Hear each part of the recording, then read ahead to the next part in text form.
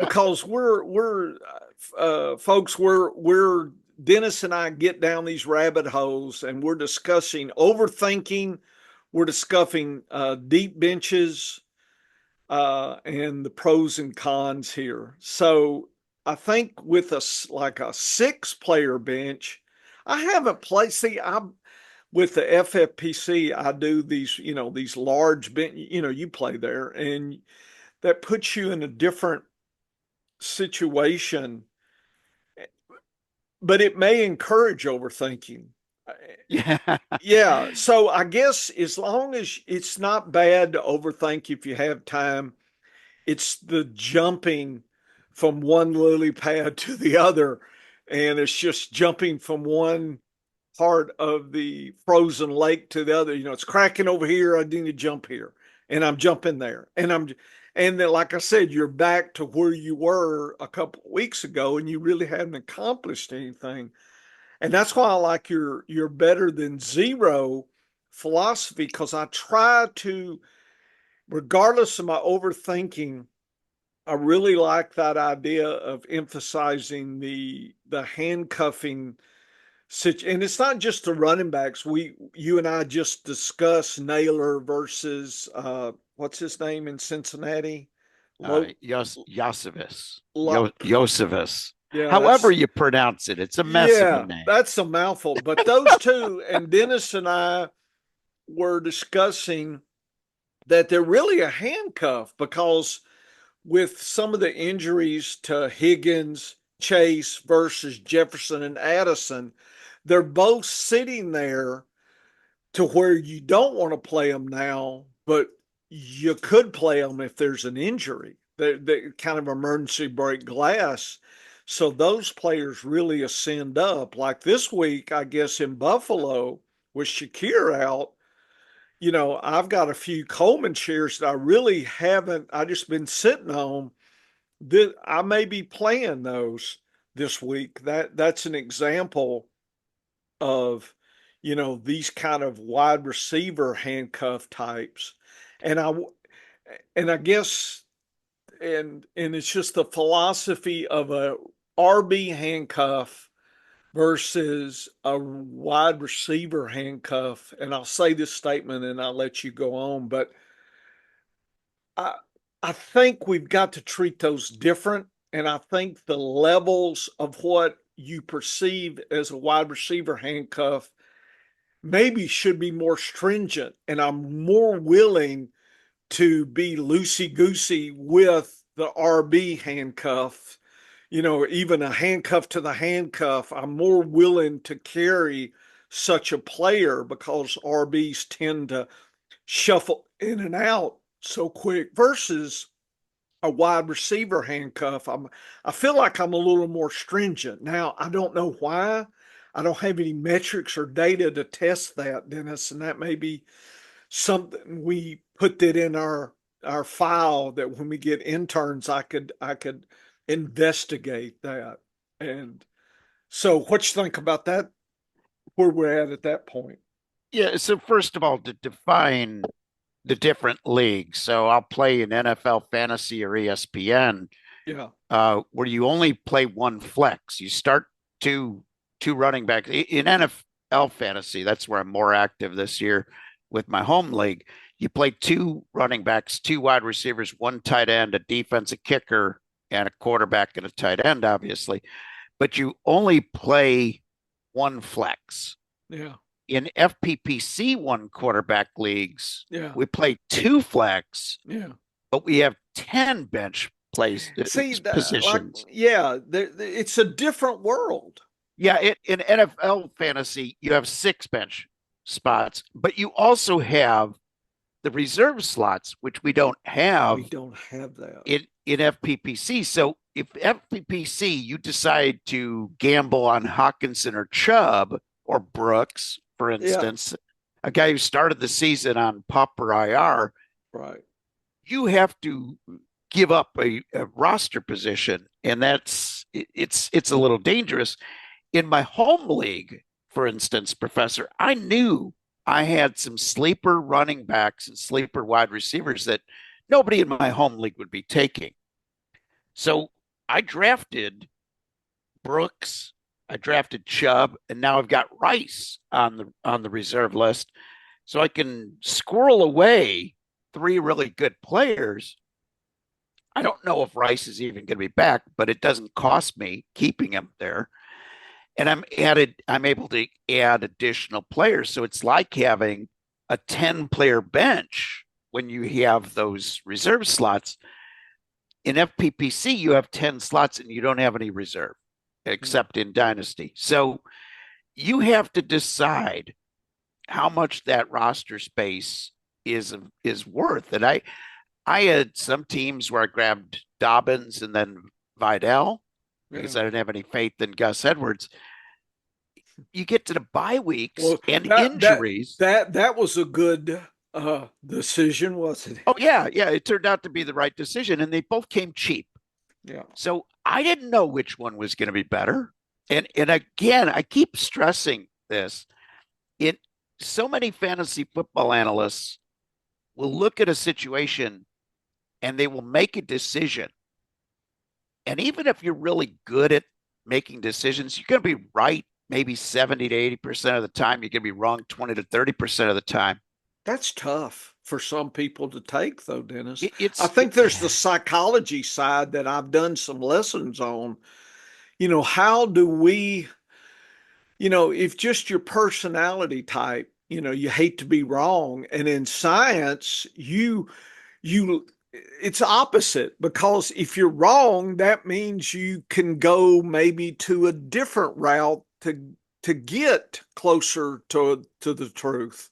yeah, Where being wrong is good, whereas being yeah. on the radio, man, this guy don't know anything. He was wrong. They don't remember the 10 good; they remember the 2 or 3 bad. And No, then and that you is suck. You're that wrong. is You suck. yeah, that is the game plan. I mean, in weather forecasting, we graded our own forecasts, okay, but we were pretty tough on our own forecasts. But it led you We somewhere. we were right 96% of the time, Yeah, but when Professor. you were wrong, Dennis, it really may open up something you hadn't Yes. considered. Well, and Like, that's the point is the 4% of the time you were wrong in the aviation business, you had situations where you weren't sure. yeah, Okay. If on the 96% of the forecasts that I was right, I would say 80 to 90% of those forecasts I felt very, very confident on that I was going to get it right. In the 4% that I was wrong, I was probably closer to 50, 60% that I thought, oh man. But here's the key. And this is how I use this in fantasy football. This is the way my brain is been taught. If I miss the forecast, which direction am I going to miss in? Okay. And using that logic, and if I added those up, I was right 99% of the time. My alternate forecast bailed out 3% of my bad forecasts at least, and maybe closer to 3.5%. So there's only about, a small percentage, less than 0.5% maybe, where the alternate forecast and the primary forecast were both dead wrong. And that's when you screwed your client over in weather forecasting. And they remember that one. Okay. yeah. In fantasy football, that would be the equivalent of going into the 2024 season and thinking, oh, I'm sitting pretty because I've got CMC and I protected him with Elijah Mitchell. And then both get hurt. And Jordan Mason ends up being the guy that you should have owned. But in fantasy football, too often, the fantasy football analysts, I don't think, understand the concept of forecasting the future. They may understand football. They may even understand fantasy football, Professor, but they never handicapped at the horse races, and it shows. Boy. They never played a lot of poker, and it shows. Yeah. Because in poker, you have to leave yourself an out. Yeah, unless you've got the nuts, you got a hand that can't be beat. You always got to leave yourself an out. Or if you don't leave yourself an out, it's because you're already in a weakened position and it's worth going for it. Yeah. In fantasy football, on horse racing, it's like if I've got two 10-1 shots that I'm equally high on, but I can't separate them. Why not bet them both? Yeah. It's Well, dutching see the bet. that's why I love superfectas, Yes. and Yes. trifectas.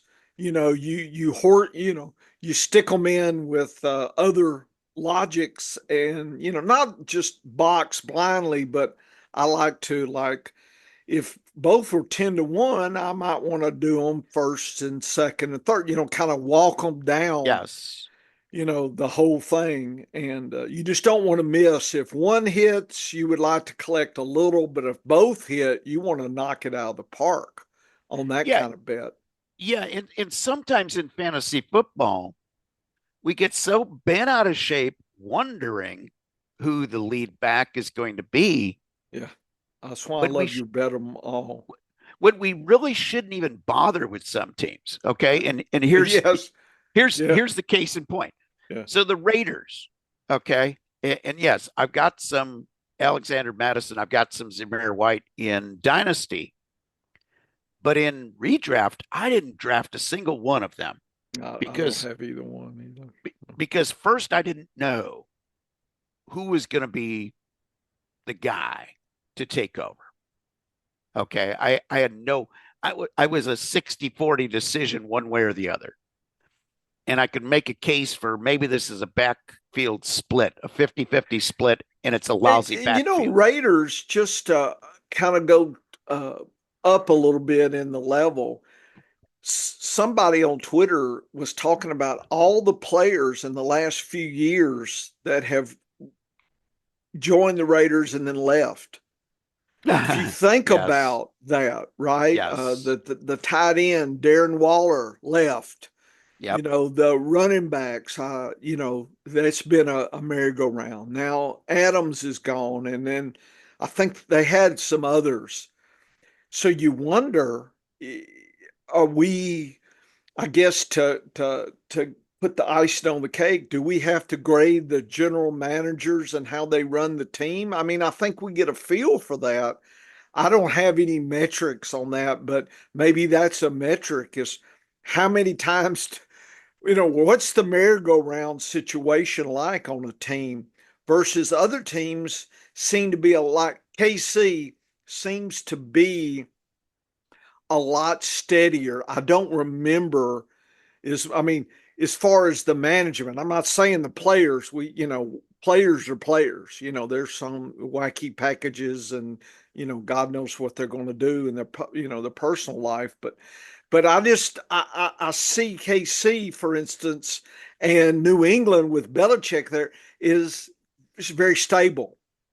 And I think Denver Yes. with my New Orleans coach, Sean Payton, people love to hate him, but he brings us stability to that. And I think the Raiders is kind of the opposite, Dennis. And I'm wondering, now that we can see a little clearer about the potential train wrecks going down there, was that running back, your opinion, was some of that based on just knowing that, hey, this is a murky kind of run business anyway? So, a little Yeah. shoddy. Yeah. And in redraft, I was avoiding everybody from the Raiders. Okay. I didn't have any Devontae Adams, Jacoby Myers, none of the running backs. I think the only guy I ended up taking in one redraft league might have been Brock Bowers. That's it. And other than that, it's like, I just, I think we need to look. It, this is where your top down approach works so well when you look at the strength of teams. And Yes. the toughest thing is always to figure out, is this team going to get better or worse in the new season? So the Raiders, I didn't have any faith in them getting better. Okay. I didn't think they'd get any worse, but I thought their offense was pretty blah and would be very inconsistent. Some games maybe Minshew looks great. and then other games he looks ordinary.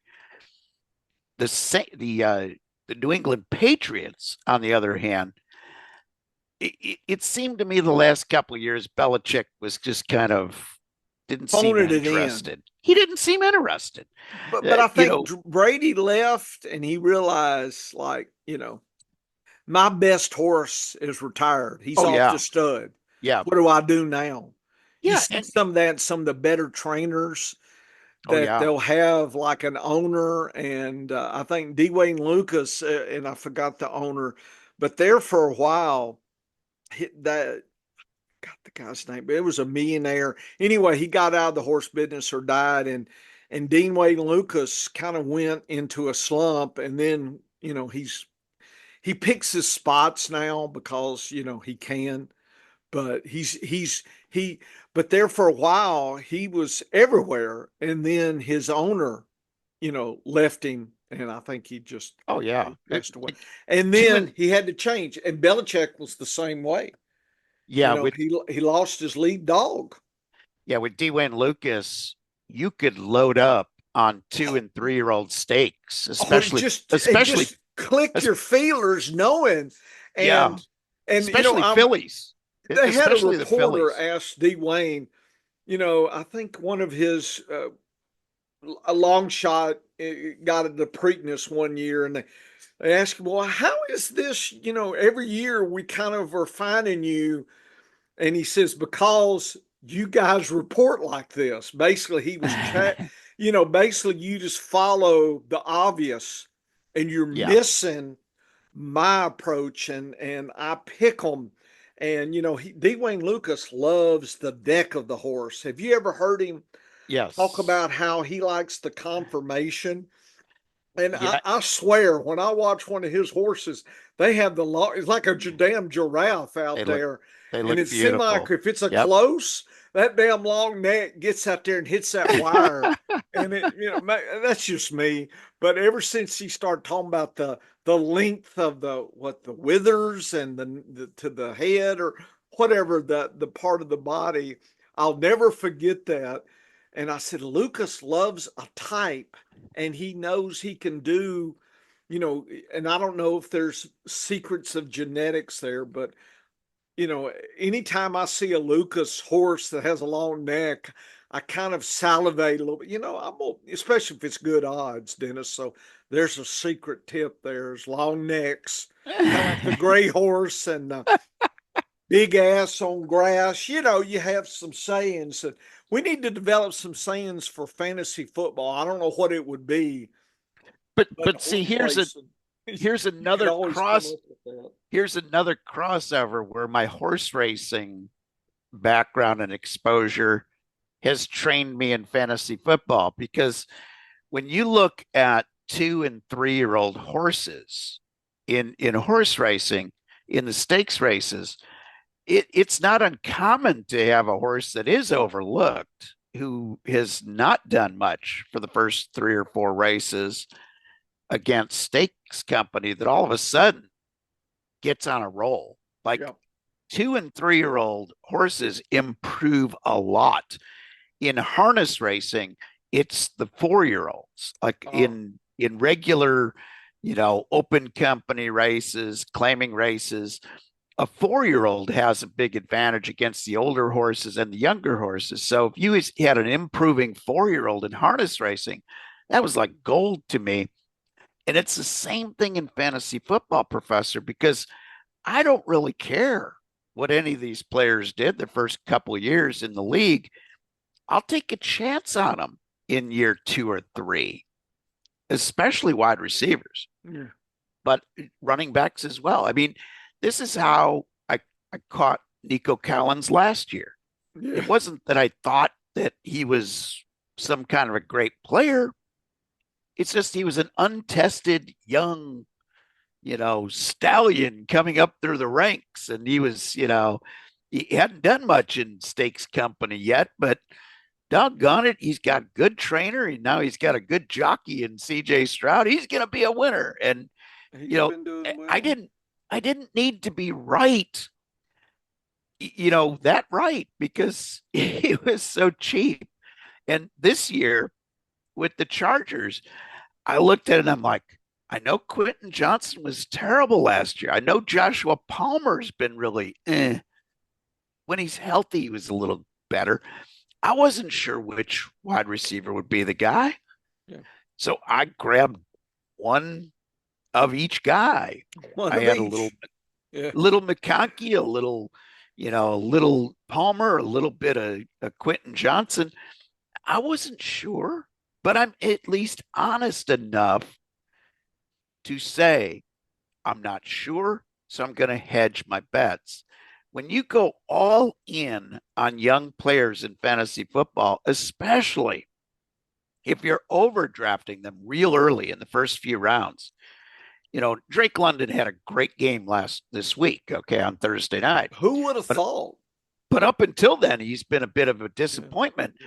Drake London is a guy I'm all over in Dynasty. I've got so many shares of Drake London, and I keep running him out there. I mean, I'll take the 10-point game, the 12-point game. It's not what you drafted him for in redraft. What you got Thursday night was what you drafted. But he's an improving young player, but I wasn't going to take him too early this year in redraft and best ball because I wasn't going to bet on that Thursday night game being the regular thing. We know that he can have those huge games. We know Garrett Wilson can have those huge games, but you don't bet on just the huge games. You have to bet on the consistency. But in fantasy football, Professor, I think we need to be more honest that we don't know what we don't know.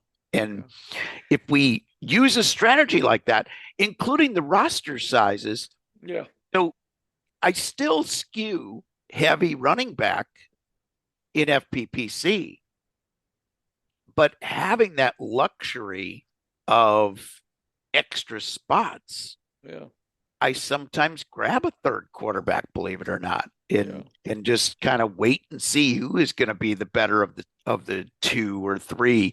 If I don't grab an elite guy, I grab two or three, and then I sort it out as the season goes on.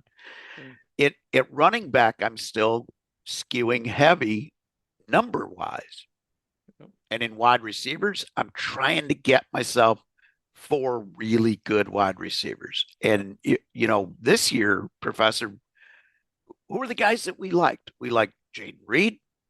We like Rashee Rice. We like Chris Godwin. Oh, yeah. And we loved Devontae Smith. Those were the guys that we were and all AJ over. Brown. I mean, that AJ was Brown, we were all over him. I mean, we're just, it's bye week and they were hurt, but I feel like a lot of my teams haven't come to fruition. Some of these injuries have kind of been a start-stop kind of thing, and I'm ready for, AJ Brown to get back and get me that lead dog points that I need. I hope he does. Yeah, and I think he will. And I think And a lot Devonta of Smith, a lot of times, Professor, we think in fantasy football only about fantasy football. Yeah. The amazing thing is Philadelphia wants to win real football games this year. Yeah, they do. Okay. And they understand that last week they can roll the dice a little bit, give the guys an extra week off coming out of the bye, and have 2 very healthy players. I hope so. The rest of the season. So that's sometimes what we don't realize too, or we don't let ourselves realize, is that real football gets in the way of fantasy football decisions. Maybe we should start the show, Dennis. I feel like we've got our pre-show jitters out of the way and some of our pontification. So why don't we start the official show? But, I think we should probably start, especially if we do on Saturday. I feel like we have a little more time to opine about things. And so, folks, the frenetic back and forth, I don't think on our podcast we try to stay a little on point. And our stream of consciousness, at least Dennis is polite enough to indulge me in that, because I'm liable to end up any damn where. And and if you've met me at the expo or next year, meet me, I'm probably pretty reserved, folks. And if you really want to inspire me, come in with a question or two, and that will kick my professor mode in. Like, how do you approach a large bench versus a short bench? Something very important decision that I don't think gets a lot of talk versus, well, this is going to be this year's dog and this one's, this, and, I like the big questions too. And so if you want to inspire me, that's what gets me going, Dennis. And Dennis does that because he's interested in those big questions that transcend the year, the week, the player, even the team. It's the league, it's the concept. How do we approach? It's the system. And that's what I think. That's why I want to try to help people learn and follow my journey and process is to do that. Yeah, and each data point, each league you play in is another data point for understanding Yeah. the big picture. Yeah. And when I look at success and failure in a league, I don't really look necessarily just at win-loss records. I know it sounds stupid, Yeah. but injuries will derail a good team. I look at the way I drafted and I say, okay, what would I have changed in that draft? For instance, our draft night out team that Yeah, we how are we doing drafted. in that? Yeah. So we're doing great, first of all. Okay, we're doing great. So the big question that I had during our draft, and of course, we're sitting around the table with everybody you're drafting against. So you can't really have a full discussion because you'll give away your strategies Yeah. to the people you're drafting against. But the second round pick, remember I said, should we go running back, or should we go elite tight end? And we picked And Kelsey. we picked Kelsey, and I was great with that pick. And then Henry. And we had Henry already. We had Henry as our first pick. We got Kelsey as our second. The guy that I was eyeing as the possible other pick was Saquon Barkley. Yeah. And so we would add Henry and Barkley. But I mean, if we had to rewind it over, I think we would think about that twofer. And we didn't even think about wide receivers because AJ Brown was gone, and everybody that we thought that was really good was gone. And we were confident, Professor, that we had Jaden Reed and Goodwin that we would have a great shot at getting later in the draft. And we got both of those. Yeah. And then we grabbed Pittman, who I think Pittman was a great WR3 for us. So now we're set. We are set at that position. If Mixon doesn't get hurt, then we've got Mixon, Connor, and Henry. But even where we are right now, we're 3-1. We're in second place in the league, and we're doing really good on points. I mean, we're sitting pretty, and we missed Jordan Love for a week. Now we got Baker Mayfield as our sub. We've made that change out. That's been interesting. Remember, we grabbed Tyler Lockett. I got rid of Tyler Lockett 1 week and then picked him up and played him last week. Yeah. So that roster gets turned over quite a bit, and I don't worry about losing a guy. So if we go ahead and we roll the dice on a player, like this week, I was contemplating getting rid of Quentin Johnson if we needed to get somebody else in the lineup because I wasn't sure about Keon Coleman. Yeah. And with Mixon out, it was either Chase Brown, Lockett, or Coleman. And now with the injury to Shakir, I'm like, I think we can roll the dice on the upside of Coleman this week. Yeah, I'm playing him as well. Anyway, we should start the show, Dennis. But that's the strategy decisions you have to make, and you're always thinking, but you always have to do some honest analysis at the end of the season as well. I agree. All right, Professor, here we go. I love these before and after shows, by the way. Yeah. Yeah. Here we go. Oops. Duh. Here we go. How you doing, everybody? This is Dennis Michelson. Welcome to the Science of Fantasy Football. Why the Science of Fantasy Football? You get a meteorologist and a biologist together. They're going to use the scientific method, and in a statistical game like fantasy football, folks, using the scientific method means we're going to let the statistics guide us to an answer instead of cherry picking and overreacting to each and every one data point solutions. And joining me as he does each and every week, he is the fantasy professor. He's a real professor, folks. It's John Bush. John, what a crazy Thursday night football. I'm glad I said I liked the over in that one because they had the over by halftime. Yeah, that was the over. I want to wish you a happy unbirthday. I think today is your unbirthday. Yesterday was your real birthday. And I think I'm reminded that, our old timer Flacco may be playing this week. And I said, Dennis, that's maybe his birthday present. We'll wake Pittman up on some of our leagues here. So that's a happy birthday present. But today is your unbirthday, Dennis. If you've watched Alice in Wonderland, that's what when my daughter, she loved Alice in Wonderland and the Mad Hatter, and they were celebrating everybody's unbirthday. And I think it's better. We should all celebrate each other's unbirthday. So this happy unbirthday, Dennis.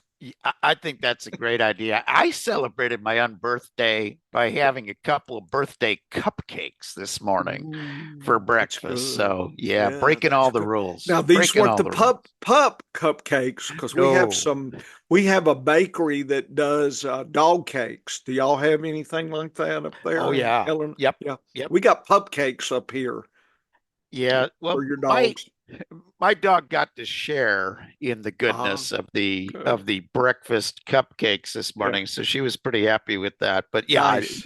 They definitely have some really good doggy treats that I'm telling you, they actually look good enough for us to eat as well. But there's that fine line back 10,000 years ago. You and your hunting dog were roasting the saber-toothed cat steaks, and hey, everybody got a bite, or a little mastodon tartar or whatever it was that you were eating. Make sure you got plenty of wild wasabi on your mastodon tartar, because I could imagine, all the parasites in that. But back then you didn't live to age 20, so parasites weren't a problem. Back in the old days, Dennis, people just ate whatever, and hey, I'm only living to 20 years old, so it don't matter anyway. So you party like it's till the next mastodon herd comes by. So anyway, but I did have a fantastic birthday. Happy birthday and happy unbirthday today. My wife Stacy treated me wonderfully last night. And, I need to talk to her. She needs to, I like you on the edge a little bit. She needs to beat you a little more. Get your middle acuity up a little bit. That edge, So I need to talk to her a little bit. She's treating me sweet. So she has inspired me this year, though. Okay, in fantasy football, because every year I use half of my winnings from fantasy football to help fund a vacation for us. I remember. Okay. It was Disney. Yeah. So we went to Disney World. We basically, that trip was paid for by some other investments that we had come due that helped us pay that off this year. Nice. But our vacation to Tennessee came out of my fantasy football winnings directly this year. So that's what I used to pay for the fantasy football, or for my second vacation was the fantasy football. Well, this year, so I asked her, where do you want to go that you've never gone before? So London is where she loves the Royals. She wants to go see all the castles. Oh Okay. my So she goodness. wants to go to London. So I told her, no problem.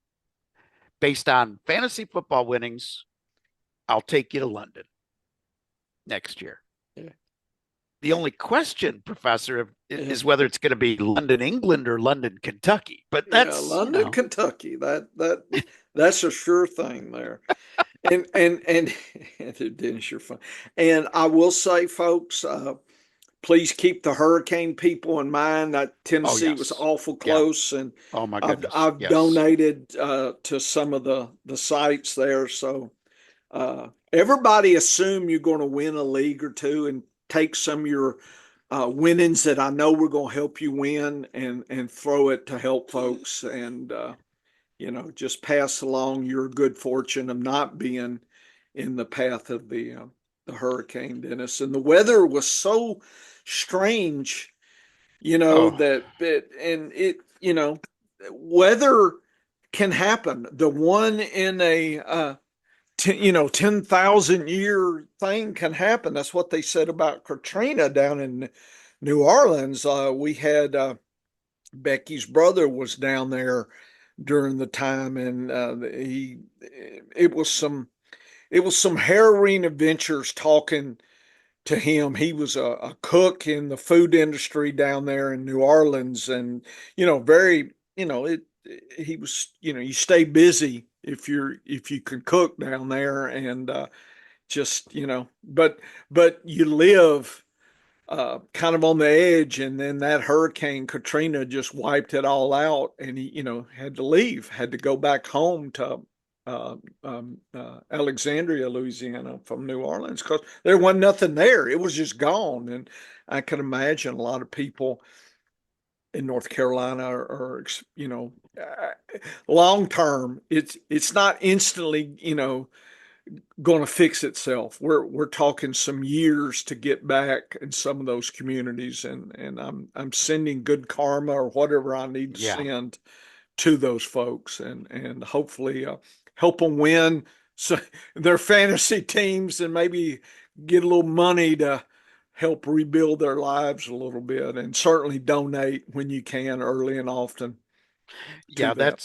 that is a great idea. I keep some of my leftover fantasy football winnings over on Venmo. Um, Yes.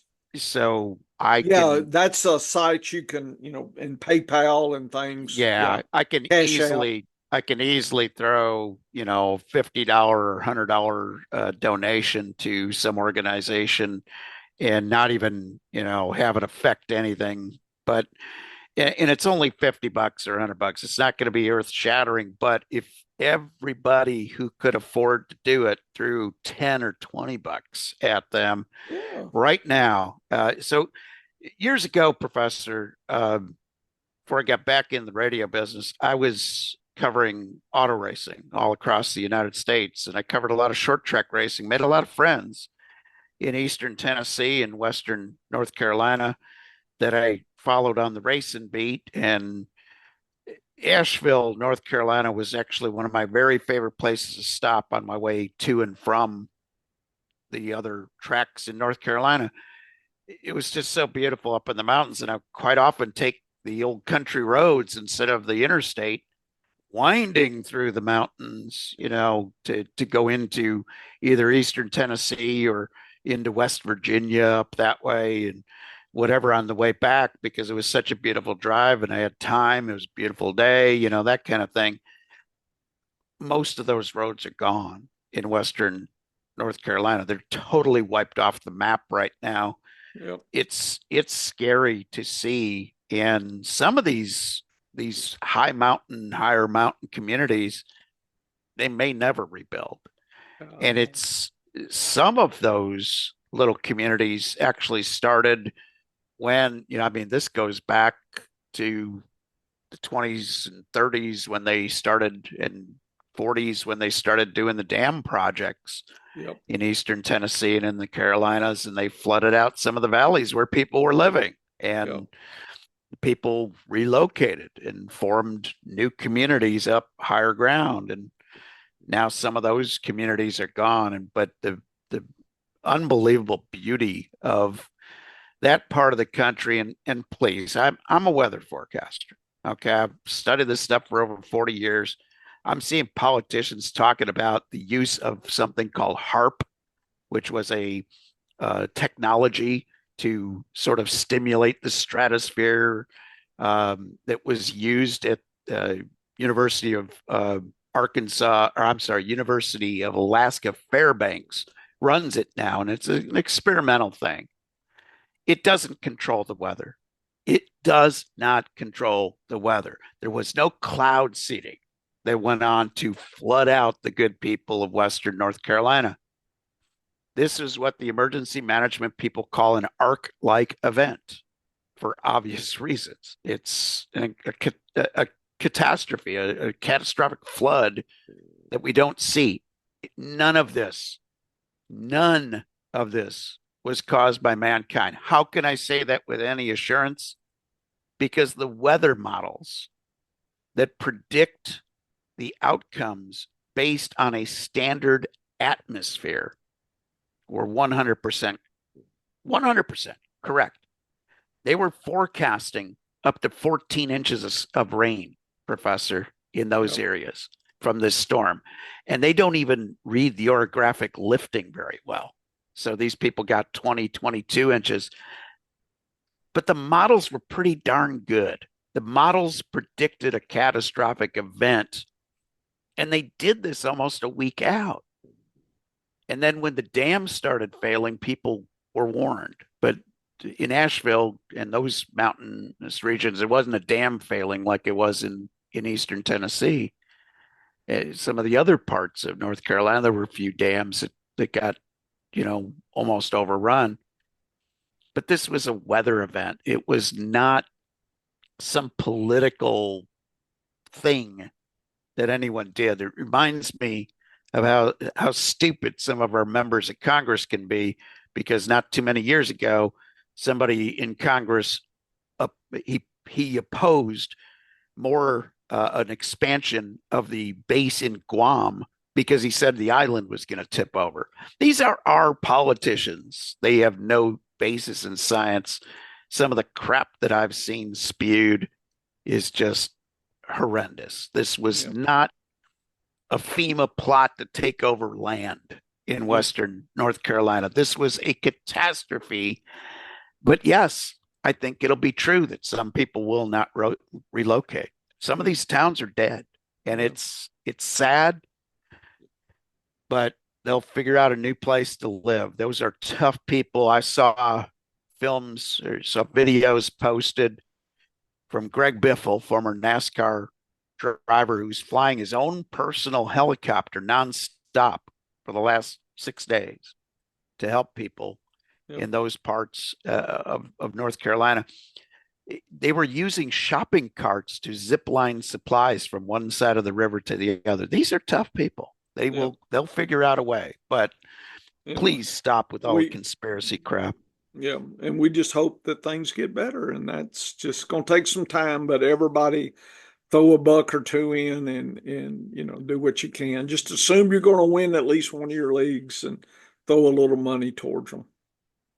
And everybody complains and whines about Walmart and how greedy they are. They sent 30 trucks down there with supplies. I mean, everybody is pulling together. That's the only good thing that ever comes out of the Arkansas National Guard. They already done 25,000 meals and whatnot. So our governor has, sent them that way, and I'm sure the other. If it'd been closer, the Cajun Navy down there. Cajun Navy is there. Oh, the Cajun Navy did go there. Yeah, and they're world famous because they're used, Dennis, down there in South Louisiana. They're used to all that. Hurricanes come through, and they played a big role in helping folks in Katrina. So Cajun Navy, they'll help them out, and so hopefully it will all settle out here. But it's going to take some time. Cajun Navy is not only there with all of their boats, but they're there with helicopters, and they've even recruited mule teams Yep. to pack stuff up. Those are incredible people that Yep. just, and these are people doing this out of just the care that they have because they know what devastation looks like. They've lived through it, Yeah, they and have. they will help anybody anywhere. They're just truly truly amazing folks. But thank you for mentioning that because you Yep. just do need to. I had to get on my gripe of the week about the idiocy that we're seeing, uh, posted. And yes, Dennis, I don't pay, and folks, I'm a scientist there's things that are something to think about and there are things that are not. And we don't know enough about what's really critical in yes. science versus made up stuff. And Yeah, and I guarantee that, like any disaster where the government's trying to come in, they worry so much about how they manage it to make sure that nobody gets harmed that sometimes the bureaucracy gets in the way of getting supplies to people as quick as they need to. They're yeah, so well organized, but the bureaucracy of government, I know when we had an incident here with a bad tornado outbreak years ago near where I lived, people were getting in trouble with the emergency management officials because they were bringing bottled water in for the victims of the tornadoes. And they said, you can't do that. And just try to stop people on delivering supplies when it's needed. But they were worried about people having tainted water that they were rebottling and distributing to people, or some nonsense like that. So their laws in Illinois state that individuals can't give out relief. It's got to all come from, and people are like, give me a break. I'm this is a case of water. It's got the plastic on it. I'm not going to go to that much work to do something nasty to people. But that's sometimes how the bureaucracy of government trying to save us from harm sometimes doesn't save us from harm. But I'm sure that any of the bad stories you're hearing have to do with government bureaucracy, not because it's some kind of a plot against society. Well, enough of that. Please go and donate if you can. Red Cross is good. There's a lot of other good organizations out there that are doing a lot of great work in those parts of the country. And sadly, Professor, another hurricane getting developed that's going to come visit the western side of the great state of Florida. Not going to be a big, nasty storm from the standpoint of winds, but it is going to bring too much rain to an area that's already been drenched too much this year by the earlier tropical storms. So more people to worry about down there in Florida. But here is my fantasy football gripe of the week. I cannot believe, Professor, I'm wondering if this is the first year that some people have played fantasy football. The overreaction of dropping underperforming elite players is absolutely blowing my mind. People asking, should I drop Pitts? This was before Thursday's game. Should I drop Mark Andrews? Should I do that? No, no. You stash him on your bench, you find another replacement until he's getting snaps in Mark Andrews' case. If Mark Andrews was getting 55 snaps a game and putting up a zero and looking awful, I would worry. He's not getting the snaps, Professor. So I'm not worried about any underperforming players until they are getting a massive snap share. When they start getting a massive snap share and not performing, then I start getting worried. But do not drop underperforming elite players. And if you see a guy like Mark Andrews dropped in your league, grab him right away. One of my leagues, they did drop Pitts. I have no Pitts, but I will invest a little bit of fab to get him just to stash. but it's not going to be, and there's people going to go nuts over it.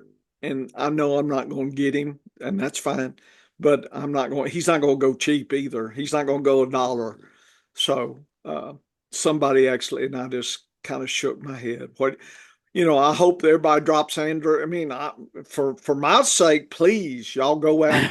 Dennis is, I'm greedy. Please drop them. And I would rather have Mark Andrews than some of the other ones I've been having to limp by with, and just hope that they get 2 or 3 points. I mean, it's been a lean year for tight ends, and one of your articles that we posted on Science Fantasy Football, you talked about that, and I think you addressed it accordingly. But it always, remember, people, when it's on your team, it's magnified what the effect is. So just Oh yeah. yeah, and that's why when the advantage of 40, 50 leagues is 1 or 2 leagues, you have something like that happen, it doesn't bother you. If that's your only league, then I can imagine you sit there day in and day out. Mark Andrews is this, and you hear it, and it's just in your head. It could drive you a little crazy. And you start thinking, well, should I drop him and pick up Strange from Jacksonville? I mean, you start getting crazy thoughts, Dennis. And then once you get one crazy thought, then all of a sudden they multiply in your head. So I think there's some type of mathematical formula. The fewer teams you have, the crazier your thoughts get. And I think about Saturday night, Sunday morning, it's just a hurricane in your head, trying to deal with all this crazy stuff. So when you got 41 teams, Dennis, you're not going to win them all. I want to win them all, but so things like that have their place, and you just have to worry about. But yeah, we all want to act crazy because that's our ancestors had to act crazy. If the weeds moved, there could be a saber-toothed cat to chew their arm off. So that's our ancestors. The stupid ones, hey, what's in them weeds? And they stuck their old head in there, and the saber-toothed cat chewed it off. So they didn't live to pass on their gene. We are the survivors, the ones that jumped up the tree when the weed shook. And it's like, yeah, I'm stupid. Ha ha, that was just the wind. But every once in a while, there was an old cat there. So, Dennis, we do have the fight or flight. That is, we do behave that way. So just realize you got to fight your own.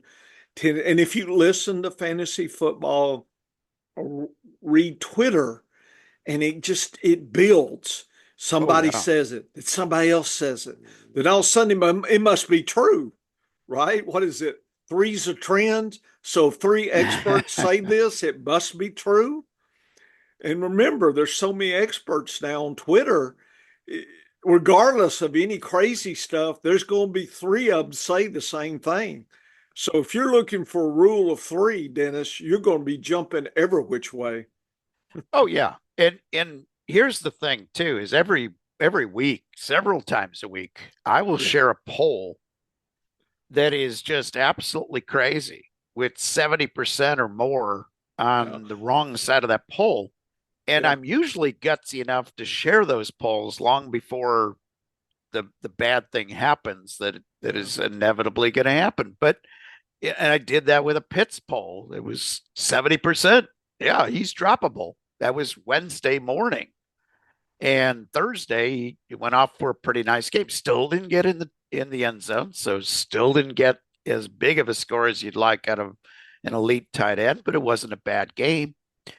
But the same, I like to share those polls and remind people on a daily basis almost that the consensus is often wrong. The professor and I use 6 different metrics this year to come up with players that we were highly confident would outperform ADP, that consensus was wrong on. And we're right about most of those players. Because if 6 different metrics are combining to give you an outlook on a player, it's probably giving you a safe player if all 6 are in the positive. And that's the strategy that we used. And other than injuries, Professor, I can't see anybody that we liked early rounds other than injuries that has not gotten off to a great start this year and has a good looking future coming for this season. So it's just a matter of being smart. And it gets back to this whole concept of league management essentials. You need to have a strategy. And if you apply that strategy in a similar way across enough leagues, you will remove the bad luck injury mojo from costing you money. What did we tell people, Professor? If you have $500 to invest in fantasy football this year, don't play one $500 league. No. Play 50 $10 leagues. Yeah. And because the odds will be in your favor the more you spread that bank out. Now, I don't care about really diversifying my portfolio of players. I did a study this year in best ball. I didn't pay any attention to who I had drafted before. I drafted the best player each time my slot came up. I had natural diversification because of my draft slots. You end up with a different team and a different set of decisions if you're drafting 1st through 6th through 12th. It sets your whole team up with a different strategy, and it's even more so in redraft, I think. I agree. Because in redraft, if you open late, you got an 11th or 12th pick, you go in a different direction than what somebody with the first 4 picks is going to do. Dennis, is my dog snoring? Is it coming on? Can you hear him? It's fine because your dog's getting upset at these people dropping Andrews. He's asleep. Well. He ignores the Twitter. He just goes to sleep. My dog is in my arms, Dennis, and he's snoring so loud. That's all right. I got a cat doing the same thing over here, so it's all good. It just lets people know that we put the animals to ease when we're doing their podcast. Yeah, we're big animal. Yeah, that's But Professor, yeah. Before we get into the Thursday or the Sunday games, the Squirrels and the Huskies, I want to have you explain your data to people a little more, because I have become a big fan of your data set. I think you are looking at this fantasy football game in a very unique way with the way you're doing with your scoring metrics and your okay. Yeah, I hadn't thought about that. Okay. Yeah, I get so going here. Let me pull up. Okay. Then Dennis, I'm sitting there. Let's see. Snaps. What is it? Scoring. Okay. PPR scoring. Okay. Yeah, this is an article, and I've been. I think a couple of weeks ago we had that. So this is on our website here. And I made a little movie, just me talking about it. You can listen. Let's see. So it looks like my internet, it's sad. Can you see the sad? I guess and that is sad. Let's see. Maybe I'll have to find. But anyway, I'm tracking the. I don't know if everything is my computer. Let's see. Should I?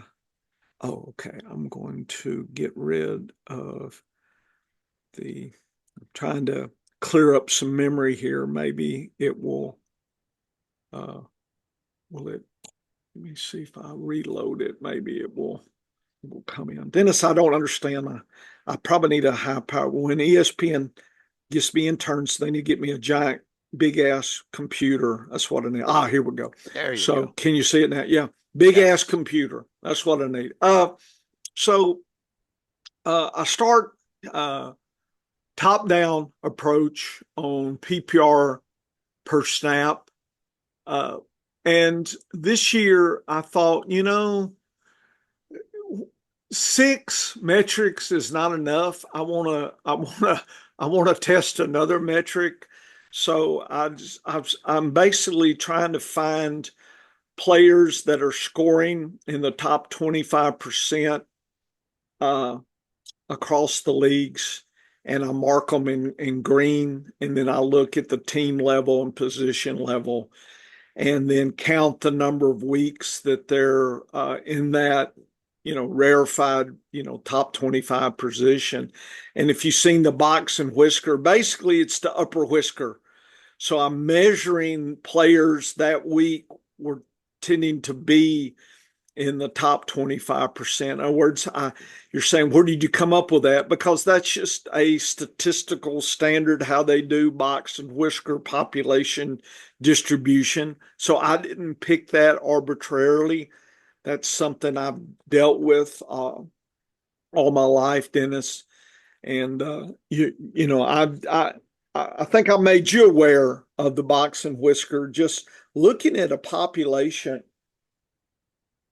and looking at metrics and going across and just getting a sense before you start trying to figure out who am I picking up on waivers, or just kind of get a sense for a team, a position, a player, what they're doing weekly in a consistency, because you can't chase last week's points. And this is a way to broaden, kind of back up a little bit and look across multiple weeks, and I think there's a lot of metrics out there that are trying to do that. This is just something I think you can do that. So, for instance, Arizona, if you see James Conner, he's a three, I would call him a 3 out of 4.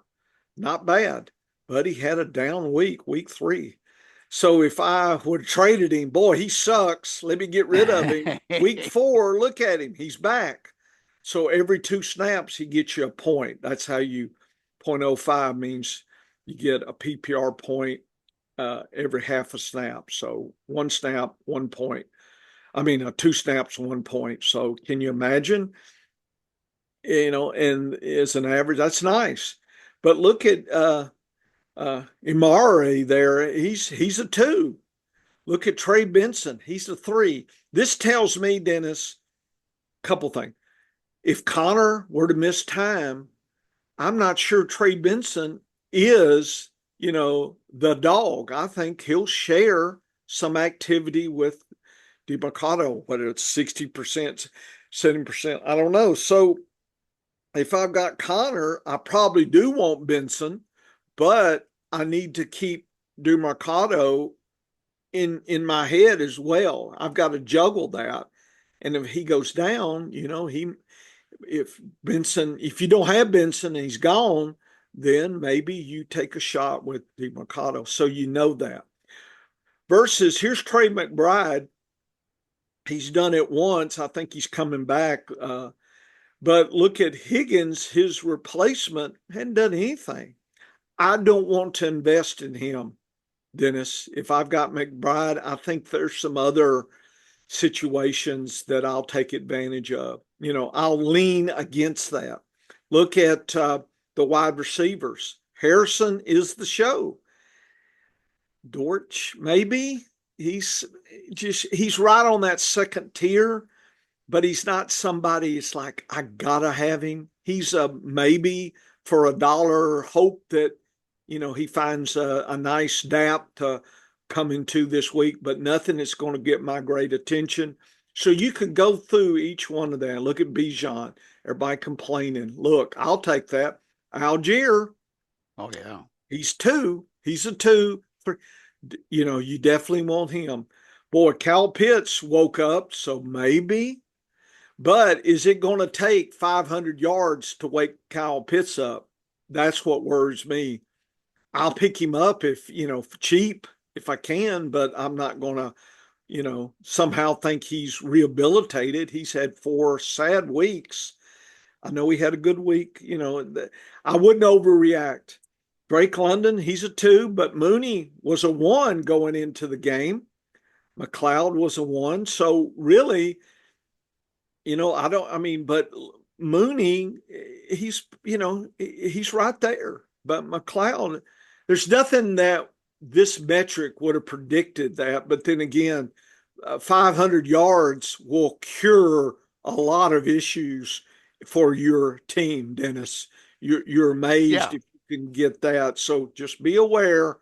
Mooney Yeah. is not going to get you 2 touchdowns every week, folks. So just No, in every big tight end and every big second wide receiver explosion yeah, on every team this year has happened when the team passed over 50 times. When they go back to the usual passing 35 times, those guys fade. yeah. And that's what I love about this data What is catches that? it's looking per snap. So it won't inflate things Nope. on a big week necessarily unless that guy has been consistent per snap. And that's why I love this data. And Derrick Henry, God, Whoa. yeah, he's a 4. And look at Justice Hill. You think you don't want a little taste of him too? Oh Oh, yeah, yeah. yeah. So, and then here's Andrews. Look at 2 goose eggs there. And it's like, well, I'll take Likely. Likely. Yeah, he's not your answer. One big Average. Week. And boy, if Edgar Allan Poe is telling me they need Deontay Adams, folks, it doesn't take a rocket science to take a look at this data. They need something. Adams would instantly be a 3 or 4 type wide receiver. So now, this metric can tell you a 3 or 4 that can kind of tell you what this team needs Davante Adams.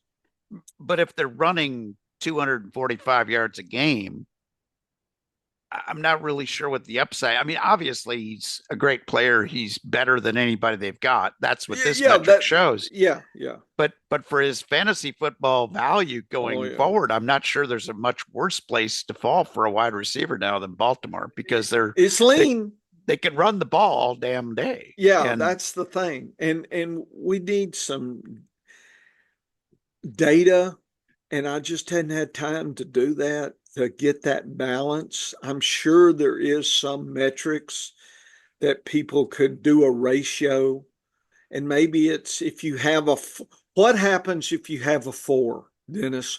What does the wide receivers look like? You see, you can start asking questions like that. Yes. If you've got a 4 plus a 2, okay, a 4/2, what does that mean for tight ends and wide receivers? You see, if I could look the last 10 years, I could maybe get a handle on what's an average expectation, but we need data.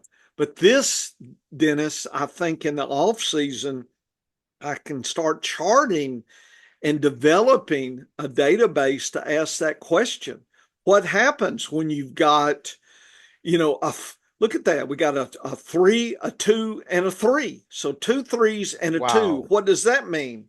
Yeah. That kind. In other words, is there secret just by having these patterns? Look at Buffalo. I mean, he's a 3, a 3, and a 2.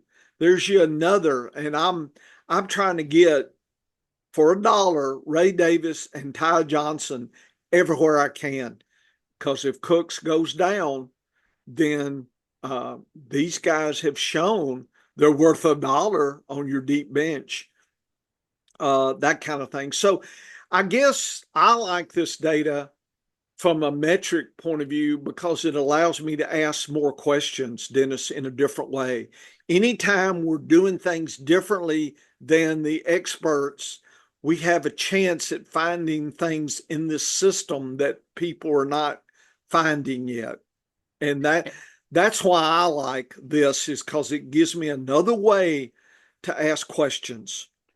And I love watching this on a weekly basis because one spike week, even in this data, will skew the overall average for the season. But if you have a guy that has been 3 out of 4 weeks in the green with your statistics, Yep. that's a guy you can count on. Like that is a guy that It I gets would. my attention. And I also love how you can see the emergence of a player sometimes because all of a sudden Deontay Johnson Yeah, look with at that. Bryce Young was trash. And look, yeah, Now and now with, look. with And look Andy at Leggett. Dalton, all of a sudden, boom, but you saw the start of Deontay Johnson doing something before Bryce Young went to the bench. And so once you knew the worst quarterback was out of the picture, Yep. you knew they were going to be good. And once Thielen went down, look how they went back to 2 wide receivers, 2 running backs. Yep. They've been constant with 2 Yeah. since week 3. And that Yes. tells me that this is There's an another offense. pattern. Yeah. This is an offense that I'm worth investing in. And And I've by the got, way, another secret, Dennis, I am slowly gathering my Thielen shares. People have dropped him. I'm getting him for $1. oh yeah.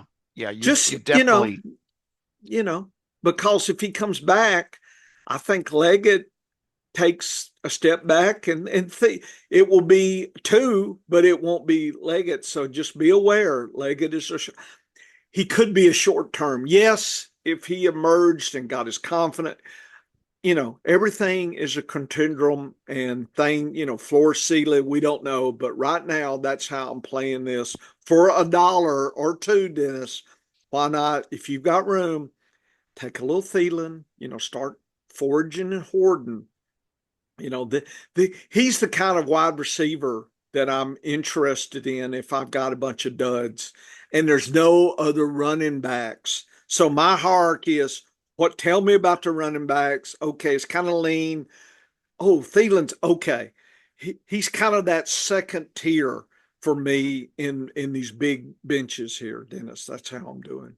no, that's a great strategy because we've seen Deontay Johnson have a hard time staying healthy over the Yeah. course of a whole season. Yeah, So imagine he goes down, then Leggett and Thielen's back. Okay, yeah, then so we got something. you're doing really good. And I like Leggett actually stepping up, and this data shows me that he did get the performance that you really wanted out of wide receivers. So I'm playing him in week 5 with some I think you confidence should. in some of my 3 deeper leagues. snaps get you a point.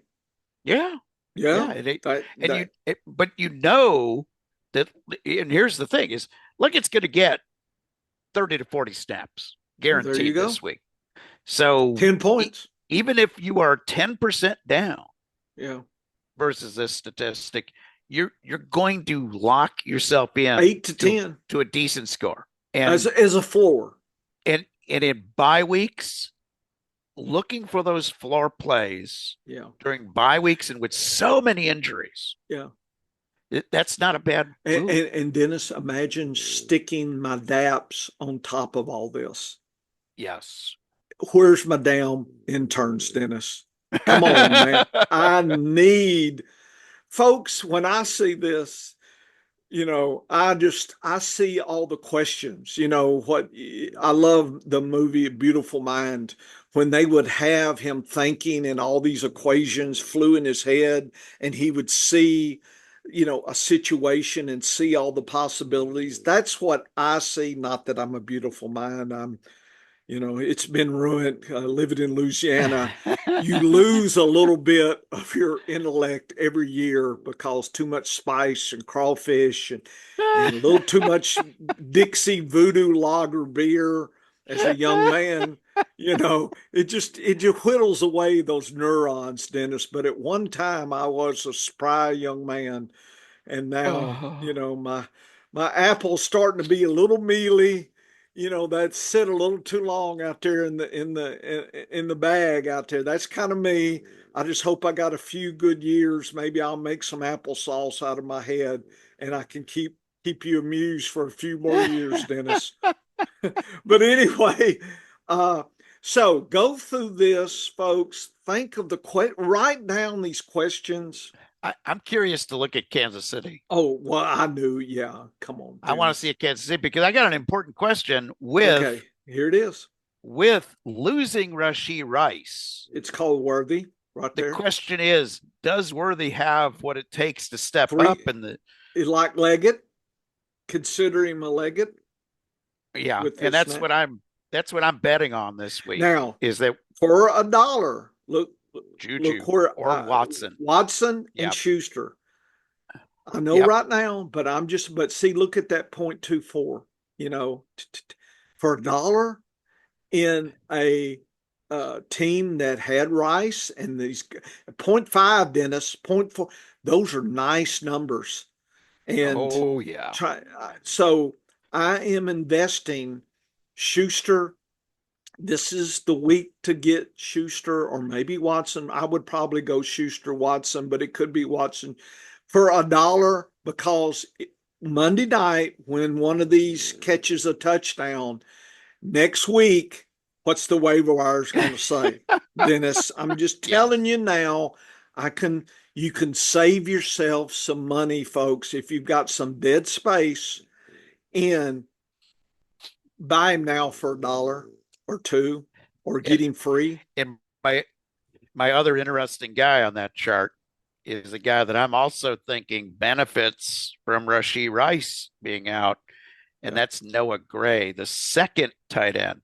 It doesn't He's take right. away from Kelsey. Look at that. He's But he's so done a close. 0.023 week one, 2.5. So he's close to being a two.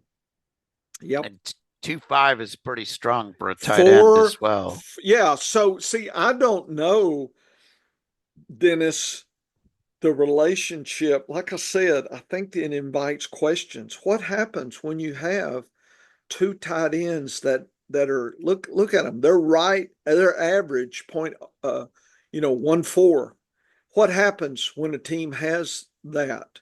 What is the result? In other words, if we look at 4 weeks, we see this data.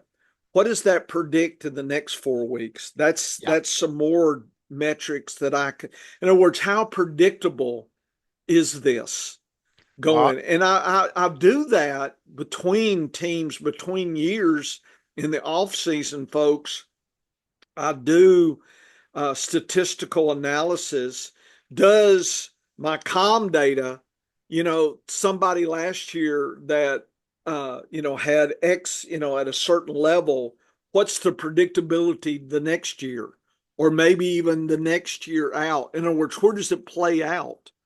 And I found about some of the best players that are highly consistent, you get about 2 years that it's statistically pretty strong, and then it starts playing out. So for Dynasty, I've got a lot of stuff that I hadn't even applied to Dynasty because I can't play Dynasty. That's why I got Dennis to run my team because I'm a dummy here. My applesauce coefficient is strong at 64, Dennis.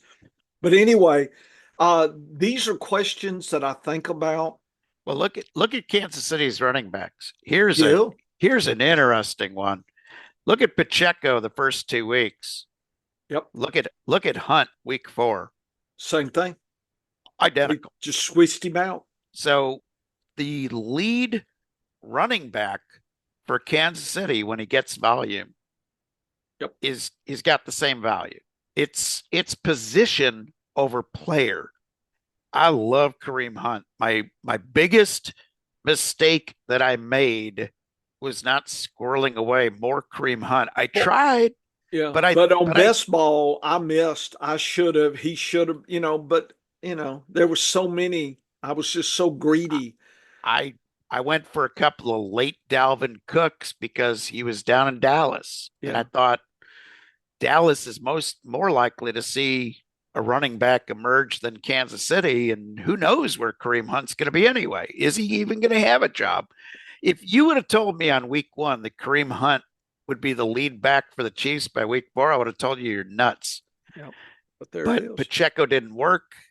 The Steele P. Ryan experiment week 3 was okay, but didn't really wow anybody. Steele fumbles early in week 4, and Hunt takes over.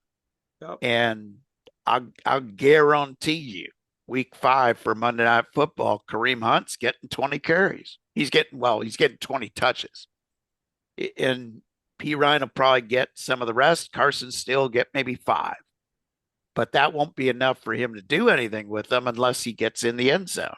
But Right. Hunt is the guy to own. The question now is, does he stay healthy? Is Clyde Edwards-Helaire the next man up before Pacheco comes back? Boy, I got so much of him last week for He $1. was cheap. He was cheap. So For I did this. I tried the same thing with Hunt the week before. Yeah. And I got outbid. Yeah. So sometimes you got the right idea, the wrong execution. But I love this data, Professor, because it tells you who the right guys are to have faith in. Yeah. But also the right guys to invest in going forward. Yeah. And this is silly me. I haven't figured out the format. I don't have time to learn all this stuff. Come on, damn it. There it is. Okay. So then I look by position, and here's the actual distribution of all running backs for the first 4 weeks, PPR per snap, average distribution. So there's the whisker, anything above 0.39, 3.9 and above gets my attention, right? And so I mark all those, and we can look to see what's what, who's who.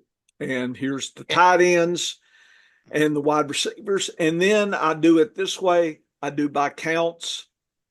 Montgomery is a 4. Even though Henry for his team was a 4, he's really league-wise a 3. But look at the 3. And I will say, I know everybody, I was on Bucky Irvin too. Look at that. He was, Madison's there. Dennis, don't look at Ty Johnson from Buffalo. Dennis, I am getting him for $1. So this is a shopping list for your dollar plays that people are asleep on or they're going elsewhere. There's some nice players that you can have cheaply that would be worth your time, folks. Here's some 2s. And then here's tight ends. Boy, look at the green. There's 4.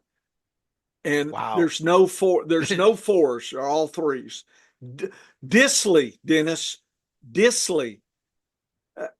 Per snap, he's a 3. And so if I keep worrying about injuries, he may be another play for me down the road.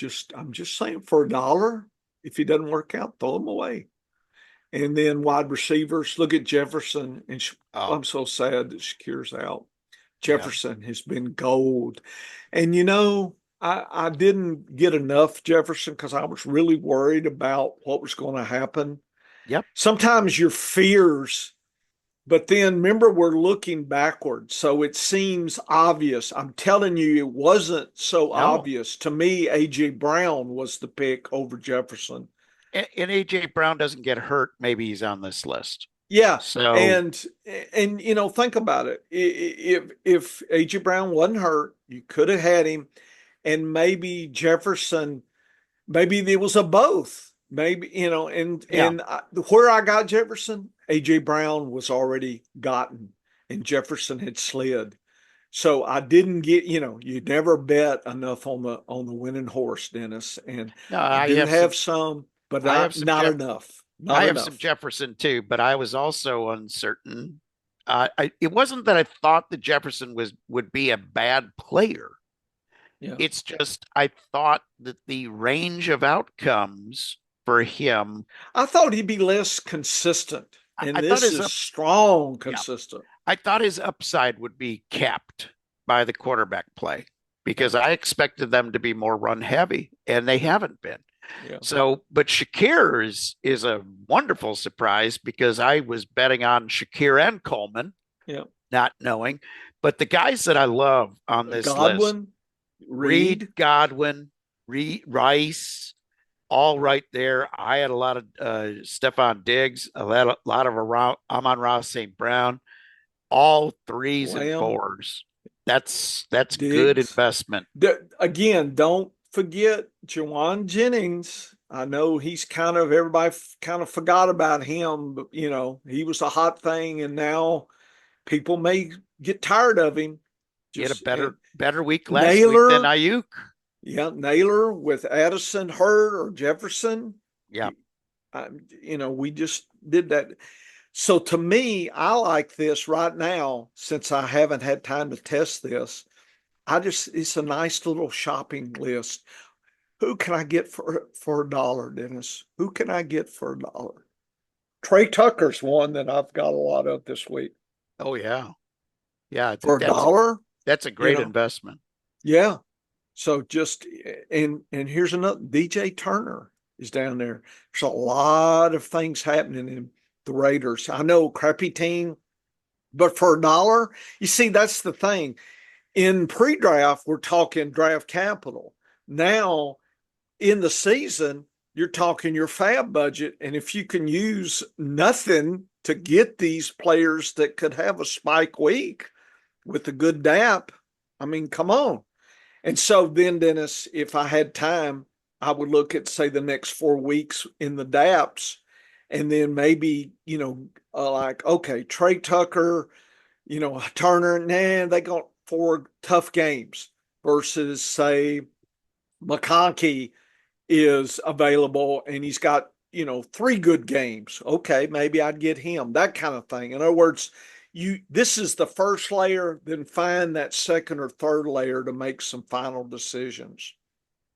Is this what you wanted to get out of this, Dennis? Yeah, I absolutely love the way you're looking at this data, because here's why it gives people an advantage. Because it's looking at data in a different way, and it's deciphering important things in fantasy football. It's similar to how my MVP index is just looking at the consistent upside for a player. And it gives you a metric that you can tune in on certain guys and tune out on other guys. Yep.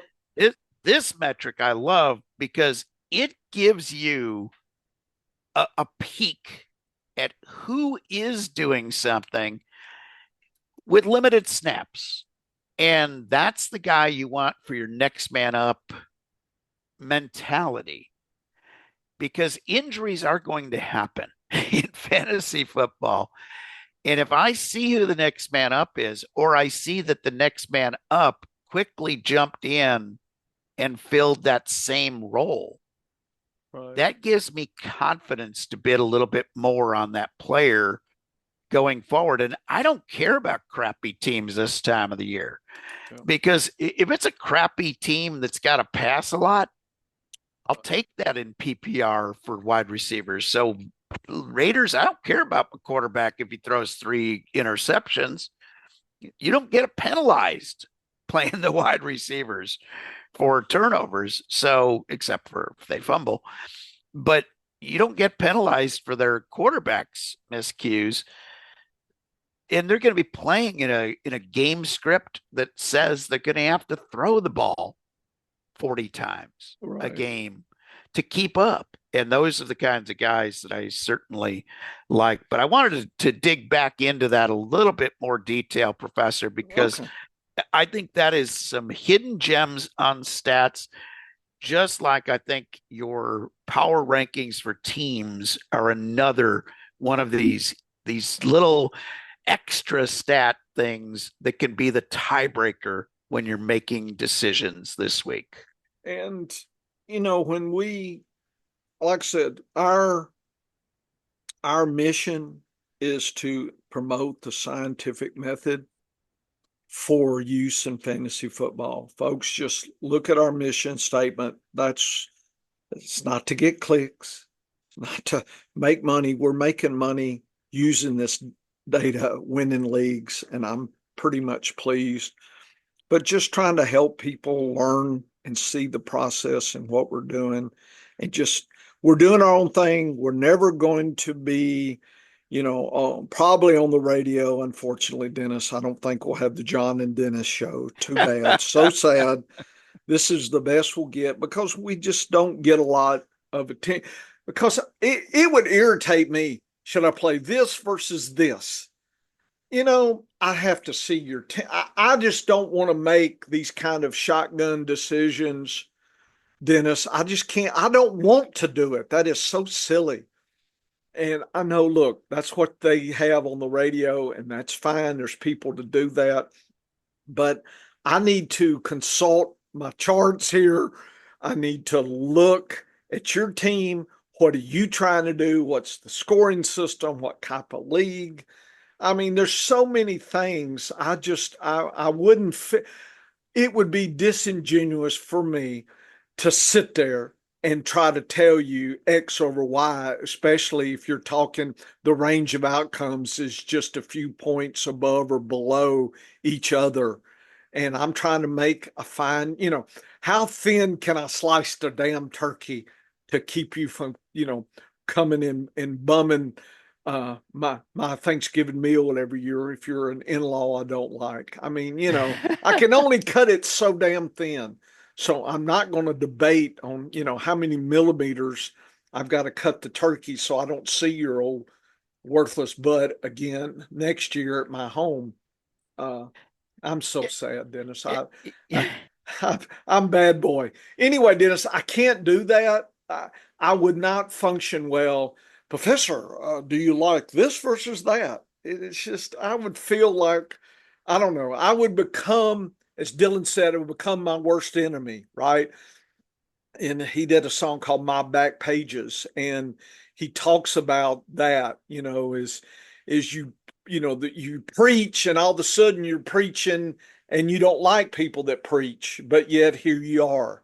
And I wouldn't want to be what I don't like. I just couldn't do it, Dennis. So it may be a cop out, but I'm not going to do that. So anyway. Yeah, and I have a few people that will ask me to start sit decisions, and it sometimes irritates them that I say something nice or something bad about both players.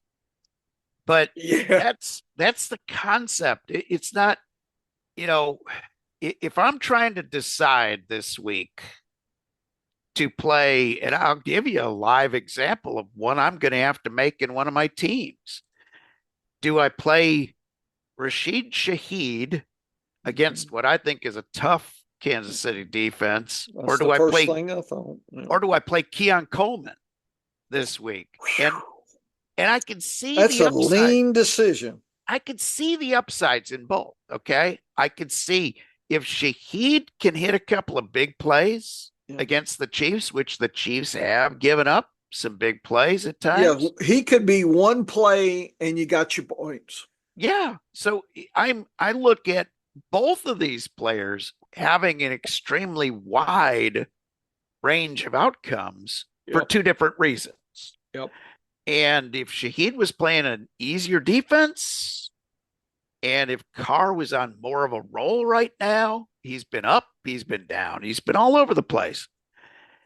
It would give me a little more assurance, but I'm not sure. But I would like to look at your team, Dennis. Are they your twos? Are they your threes? They're my flex. They're a flex. They're a flex. So a 3-4 type.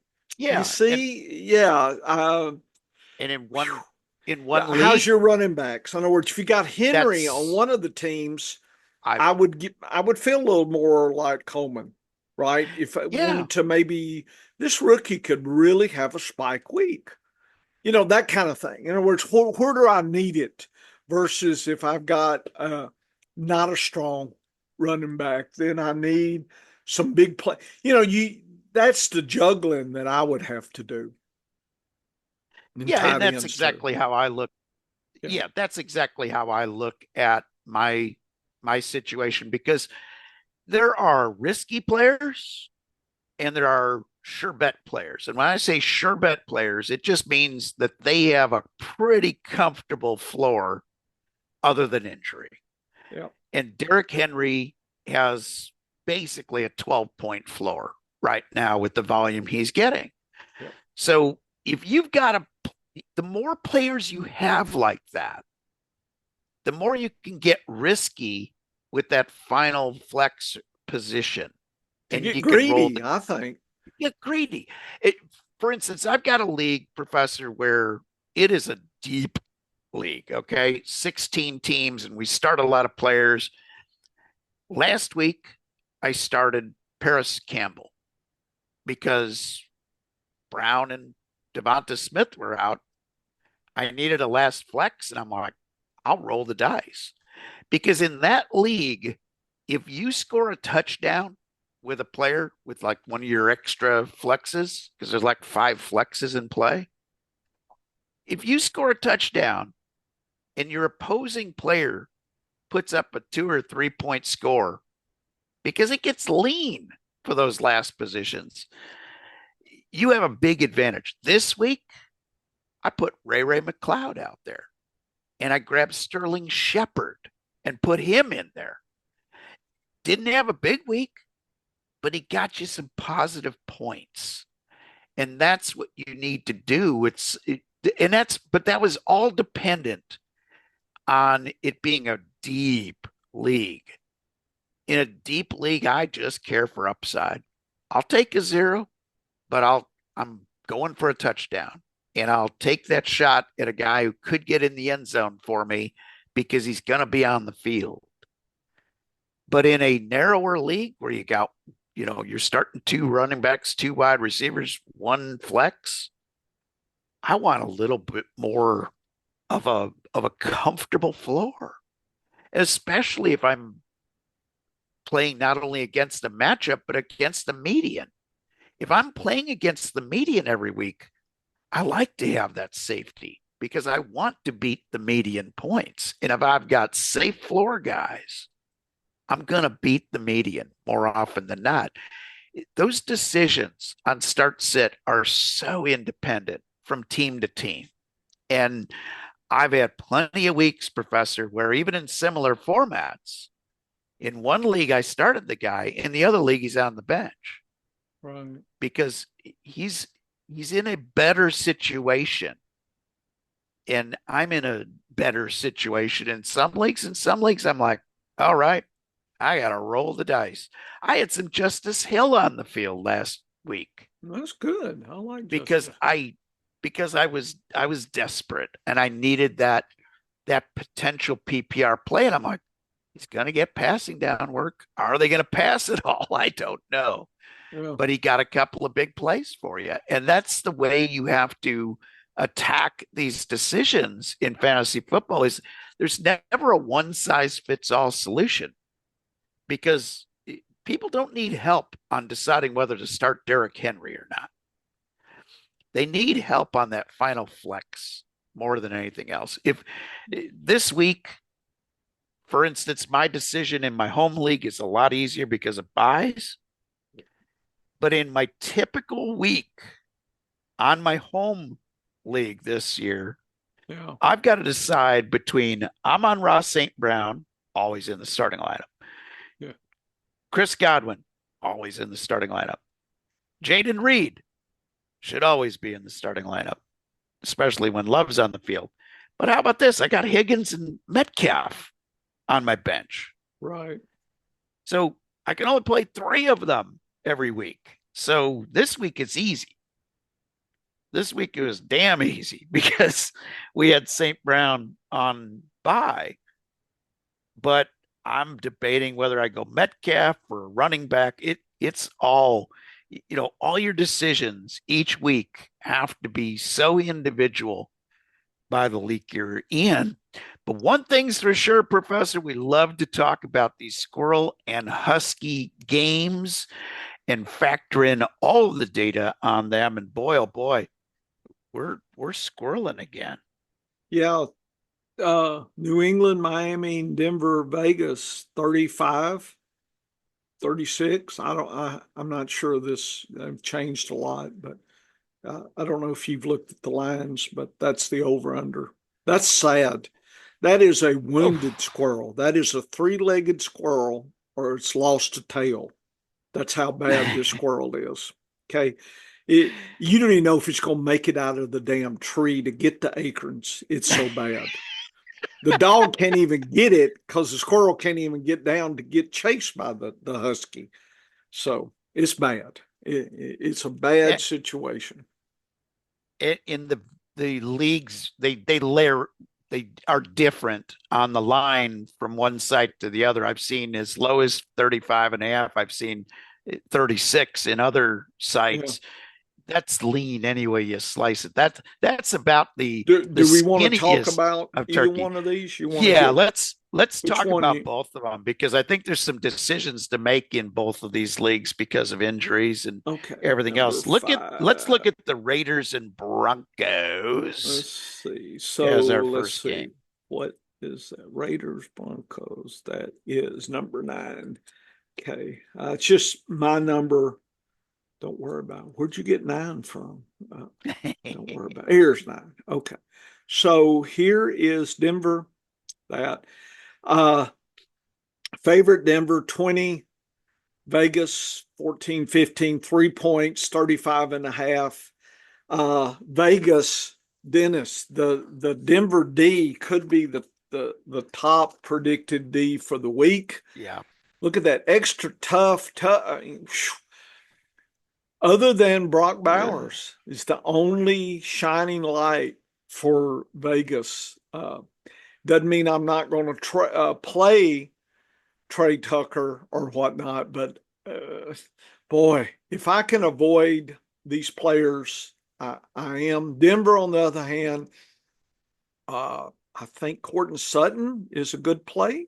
Oh yeah. I do love the kicker. I think Denver looks like they can do what they want. They can run, they can pass. So Javonte Williams may get, pretty good this week. Oh, there's my dog barking. And let's see. So, hey, I know you don't like Denver either. Okay. We don't anything, if I send you Arden's, he'll like that because he knows he can get lick the gumbo here. Uh Denver at home, uh let's see, Denver at home, they like to pass more than rush less, but they can do either this week. And Vegas being away, they rush less, pass more. So, and Vegas, I don't know what they're going to do. They're probably going to try any and everything, Dennis. I think their game plan is going to be very disorganized, fluid, and it can go south real quick. Minshew could crumble. I don't who's the backup to Minshew. Connell, is that? Yeah, Aiden O'Connell. It wouldn't surprise me. A range of outcome could be we see Connell in the second half, or they trot him out to get him some time. So this could be any which way but loose kind of game, Dennis. What you think? Well, Zamir White is out. Devontae Adams is out, and Michael Mayer, their other tight end, is out. So they're already down some players. Plus, they're going to be without one of their starting offensive tackles, and they're going to be without 3 pieces on defense as well. So the Raiders are just savaged with injuries right now. It is not pretty at all. And there's even a question whether Max Crosby will play. So that's adding to the Broncos maybe even having a better chance of moving the ball. I can't see how Denver loses this game. Vegas, I don't know how they have managed 3 points, to Dennis. I don't know how they've managed to be 2-2 this year. It's they're doing it with smoke and mirrors, and now some of the smoke is dissipated with Adams out and Zamir White out. The one thing I will say is they're going to have to pass. They're not going to be able to run the ball. Alexander Madison is pretty good back out of the backfield. If I was desperate at running back, maybe he gets you 6-7 points on a floor because of the passing game. He should get 3 or 4 receptions. But this is a train wreck for Vegas. I don't know how they're 2-2. There seems to be a lot of problems with the team. given up on the coach already, and it's week 5, and they're 2-2. It's just crazy town out there in Las Vegas, but I definitely like Denver. I'm not a big Javonte Williams fan. What about that spread of 3 points? That seems low to me. Yeah. It seems low to me, but Denver played a messy game last week where they had a hard time scoring. So I think that's what Vegas is looking at and saying both of these teams are going to struggle scoring. I wouldn't be surprised to see this over under in the 20s total points. Wow. That's how bad I think this game could be. No weather issues though, so they're going to have a chance to pass. But which Denver team shows up? I mean, the Denver defense has been strong. The Denver offense has been pretty bad. The Dolphins and the Patriots is another one of these squirrel games. And Professor, before the season, I actually had hope for both of these offenses. Then Tua went down. That's hurt Miami. And New England seems to be a mess at running back with maybe Ramondre Stevenson not getting the start this week. Oh, what do the defensive stats tell us? Well, Dennis, I'm going to go let my dog out. He's having a conniption here. So I'm going to open the door and let him go outside. He may have to do some business. So this is an emergency. Dr. Bush has been talking. So I'm going to shut my audio. Why don't you take the audience through and I'll catch up with you? Be about 2 minutes. Oh, how about all right. that? Sounds okay. Good. Sounds good, Professor. So this game is very intriguing to me because both of the teams' defenses have played fairly good this season so far. But Miami losing Tua, all of this talk before the season of people being down on Tua, do I think he's one of the top 5 quarterbacks in the league? No way. I'm not going to say whether I think he's worth the big money or not, because that's up to Miami to decide. From a fantasy football standpoint, he's a middle of the road player. But what we've seen is that without Tua, the wide receivers on Miami, Tyreek Hill and Jaden Waddle, become very ordinary players. And the running game, which they're going to lean on this week, they face the only tough part of that New England defense. The only really tough part is their rushing defense. So Miami's going to struggle to score points this week. And I just don't have faith in them not turning the ball over. But you look at New England, Jacoby Brissett hasn't scared anybody all year long and now gets an extra tough matchup. The wide receivers have been junk. If you're having to play a wide receiver from New England, good luck to you, because nobody has stepped up to the plate. The only shining light on New England at all has been a little bit of the rushing game, but even that's been inconsistent. But this week, they get the favorable matchup. I might be playing Antonio Gibson this week for New England. I have a hard time playing Ramondre Stevenson because the coach talk after the fumbles last week, really, really strong. Stevenson was a guy that I've been very high on. No, I'm not dropping him off of any rosters this week, but I don't have the confidence to start him. So I look at the New England situation here, and I'm just not sure what to do with this team, but I'm not sure what to do with Miami either. I think this could end up being an incredibly messy game. The spread is the spread is a pick 'em between these two teams. It is a pick 'em. And I can understand it, Professor, because both these teams, if there's ever a game where you look at it and because of the bad play from quarterback in Miami with Tua going down and Jacoby Brissett being so ordinary, this is like one of those maiden claimer horse races where you look at the field of 10 and you don't think that any of them can win. This is You wheel the field. You wheel the field. This is a train wreck of a game. And in that case, when I'm playing the spread, I might take the home team here. I was about to say. And I might take New England, but it's look at the running really back. close. I mean, to add, and I'm sure you covered that while I was out doing dog duty. That whole Gibson, Ramondre Stevenson fumble in. Dennis, did you tell the audience that we're one Gibson fumble away from Jermichael Hasty? Is that the secret sauce that we're waiting? No, it's not. But anyway, how about that? If you got Jermichael Hasty in your best ball, can you imagine? Yeah, come on, Gibson, do about 2 fumbles first, and they don't want to. Here comes Hasty to the rescue. Mr. Ball Control. Here's what I don't understand about that situation at all. Yeah. Is when he's playing and he's not fumbling, Ramondre Stevenson is a really good running back. He's not great, but he's a really solid running back. Jacoby Brissett has not scared anybody. No. He's had 4 very poor games. Why? Why wouldn't you be taking a chance at getting the rookie Drake May out there to see what he can do?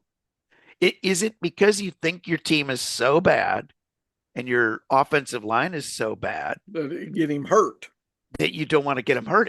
If that's the case, what are you doing? Because you don't have so. What you're saying is we're willing to throw this entire season away and have a losing record because we don't want to get the rookie hurt against.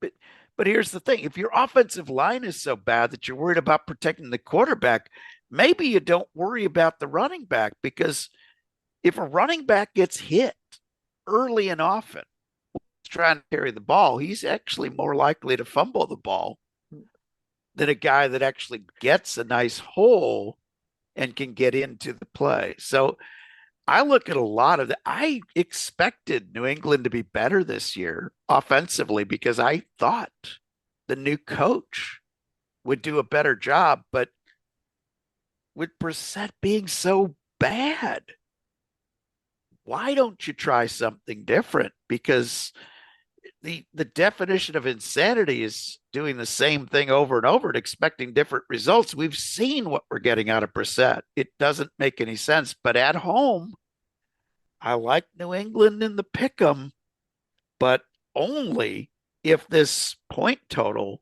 is way under the under. It's possible that in his second start, Huntley might be something and could step up and play better than Brissett. Are you playing Hill? I'm probably People are actually debating. Yeah. I'm playing Hill, Dennis. I'm playing Hill. I didn't draft a lot of him. No. But I'm playing Hill in all my dynasty teams, but how could you not? I'm struggling on what to do with Jaden Waddle. There's the trick. It's been actually, should we look at the scoring? Let's dig down into this data a little bit more, because I might be changing my mind on this. The more I think of how awful New England has been and how awful they've been coached. Let's go take to one play to beat them. Let's go back to the PPR scoring. Let's look at Miami as a team just to see if there's anything we can wheegee out of this that will tell us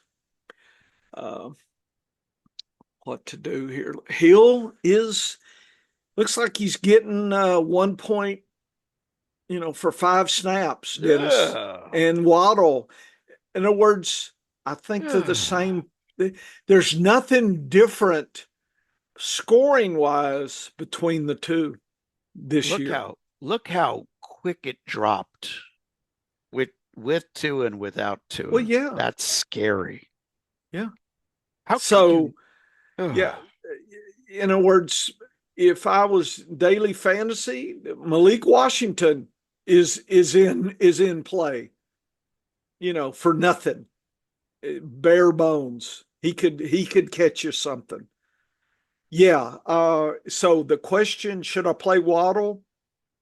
If you're Ooh. playing Hill, if you would play Hill on one team, I don't know You why got to you play wouldn't play Waddle. Waddle. If depending on the makeup, that's it. To me, what's my flex look like? But if Take, I need an emergency flex, I would have to play Waddle. But if not, there's nothing there that would inspire me. Let me look at New England, see if there's any. Douglas had a oh, nice week 3. That was it. Uh, yeah, they need Bourne back in a big way. I yeah. have him in my best ball, Yep. pup, and I'm hoping he'll come back and get something out of something, salvage something out of that. I don't know. There's not a lot here. Gibson, Gibson's the though, only. Dennis, I will mention. Yeah. Look at the snaps. Just hadn't got as much. Yeah, I mean, there's something. I mean, So I play Gibson. I'm playing Gibson in some flexes this week with yeah, Stevenson. I'd I'm play. playing both. I'll Yeah, I'll I play know Gibson this week. Stevenson, I'm really unsure what to do.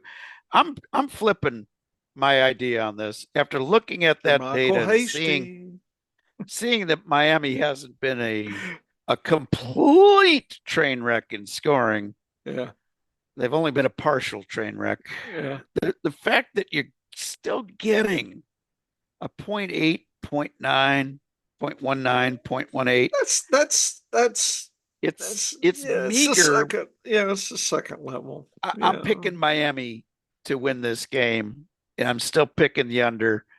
And you convinced me. If I'm playing Hill, I gotta play Waddle, but I Well, don't have to love it. if I you're don't have to love looking, it. yeah, if you're looking at the scoring lens, that's it. They're Oh, showing the same thing. Yeah. oh, I will say New England at home loves to run. So, and there's yes, the DAP. So it may, in some ways it may be entertaining, 10-10 or whatever tie. yeah, and it could be fun to watch them go a little bit, then flop, and then the other one goes. I mean, it could be fun I'm in gonna a take. I'm sadistic gonna kind of way. I'm gonna pick Miami, but I'm also gonna pick the under. That's how bad this Yeah. game might be. All right, enough of those games. Let's take a Yeah. look at some of our Husky games Okay. for this week. And And I will say, Dennis, if you wanted to look at the efficiency, Miami is not even on the chart. They're so bad. no, Look at that. oh my goodness. So New England is bad, but Woo, Miami is terrible. So they are woo. both stinkum. This is a stinkum game. But anyway, if you want to Wow. look at my scaled efficiency. Okay. So we got Frisco, Arizona, Green Bay Rams, Baltimore, Cincinnati, Let's and let's Buffalo, look. Houston. I mean, look, Yeah. look, there's more shining squirrels. Their fur, I mean, Huskies. Their fur is glistening in the sun. There's a lot of goodness here. Let's take a look at that Ravens Bengals game because I'm Number very interested to 4. see where the defensive matchups are on this one. But boy, I think you are playing all of your players all day long in It's this one. almost a pick 'em. Baltimore, Cincinnati, 2 points. Spread is 1, 48.5. Play them all. Look at the DAPs. The DAPs say, for the most part, Cincinnati passes to their tight end, Gosecki and all. I've been playing all and getting a few points every week. And Gosecki, where I got him. If he's here, I'm playing both in different leagues. If I had, got an injured, and I'm worried about Kittle. He was questionable, so I I think he's going to play. I hope he's going to play. Wide I'm receivers. Yeah. Have you heard anything about Kittle playing this week? That yeah, decides if I'm playing Cincinnati tight ends. yeah. The last I saw, on San Francisco. Yeah. Kittle's still listed questionable, but was trending in the right way. But I worry about ribs. That's a rib Yeah. injury, and Yeah. that one always worries Yeah, me. they can shoot him up with that needle. Come on. I need to talk to my good buddies up there. Look, take a little horse tranquilizer here or and something. and here's the trouble, Professor. Yeah. That's a 3 o'clock game, I hate and that. this is a Yeah. early Yeah, noon I know. start. Yeah, So I know. it's Yeah. you have to make the decision soon, before you know the facts on Kittle, which can be really, really troubling. Cincinnati at home likes to pass more than run. So that's exactly what the DAPS would say. Baltimore away loves to rush a Yeah. lot more than pass. So Baltimore, King Henry, that's their move, and that opens up the passing. And Cincinnati's going to be passing to try to get a little bit of rushing going. I think that's how I would describe this. By the way, the New England and Miami, you want to play the defenses streamers this week, Oh, either yeah. one, Yeah. just because of the train wreck it is. But anyway, Cincinnati, I do like those tight ends, and I've been getting all for $1, and he's been getting me 6, 8, 10 points, and everybody's laughing. Hey, this year though, 8 points is great from a tight end. Eight You points know, is a really good effort for a tight end this year. There are only about 8 to 10 players a week who are scoring over 8 points. yeah. So I'll So take that every day. yeah, so you got an opportunity there, folks.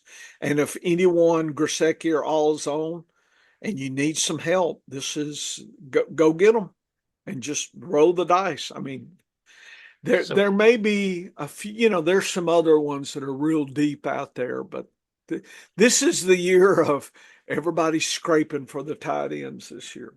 so one of my leagues, I have Mark Andrews and I have Eric All on my bench, and I'm flipping them this week because until Andrews shows me that he And can he's got play a tough, 45 snaps and yeah, he's got a tough matchup, yeah. I'm putting all in for Andrews this week. Boy, that'd be a hard decision for me. It would It's depend on the makeup of my team.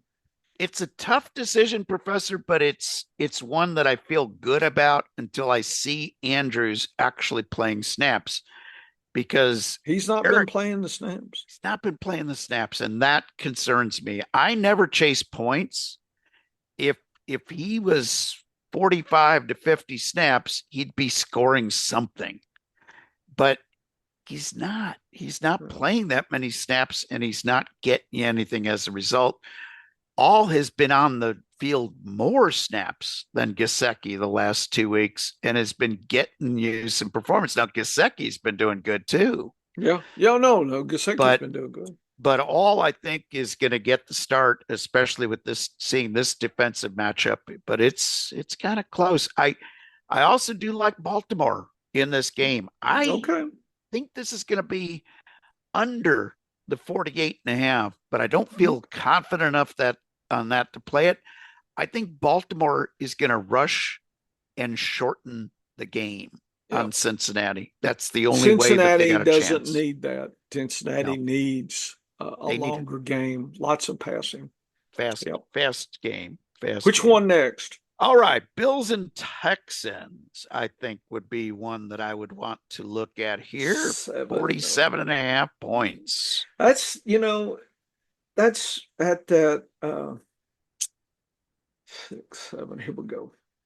So Buffalo over Houston by 1.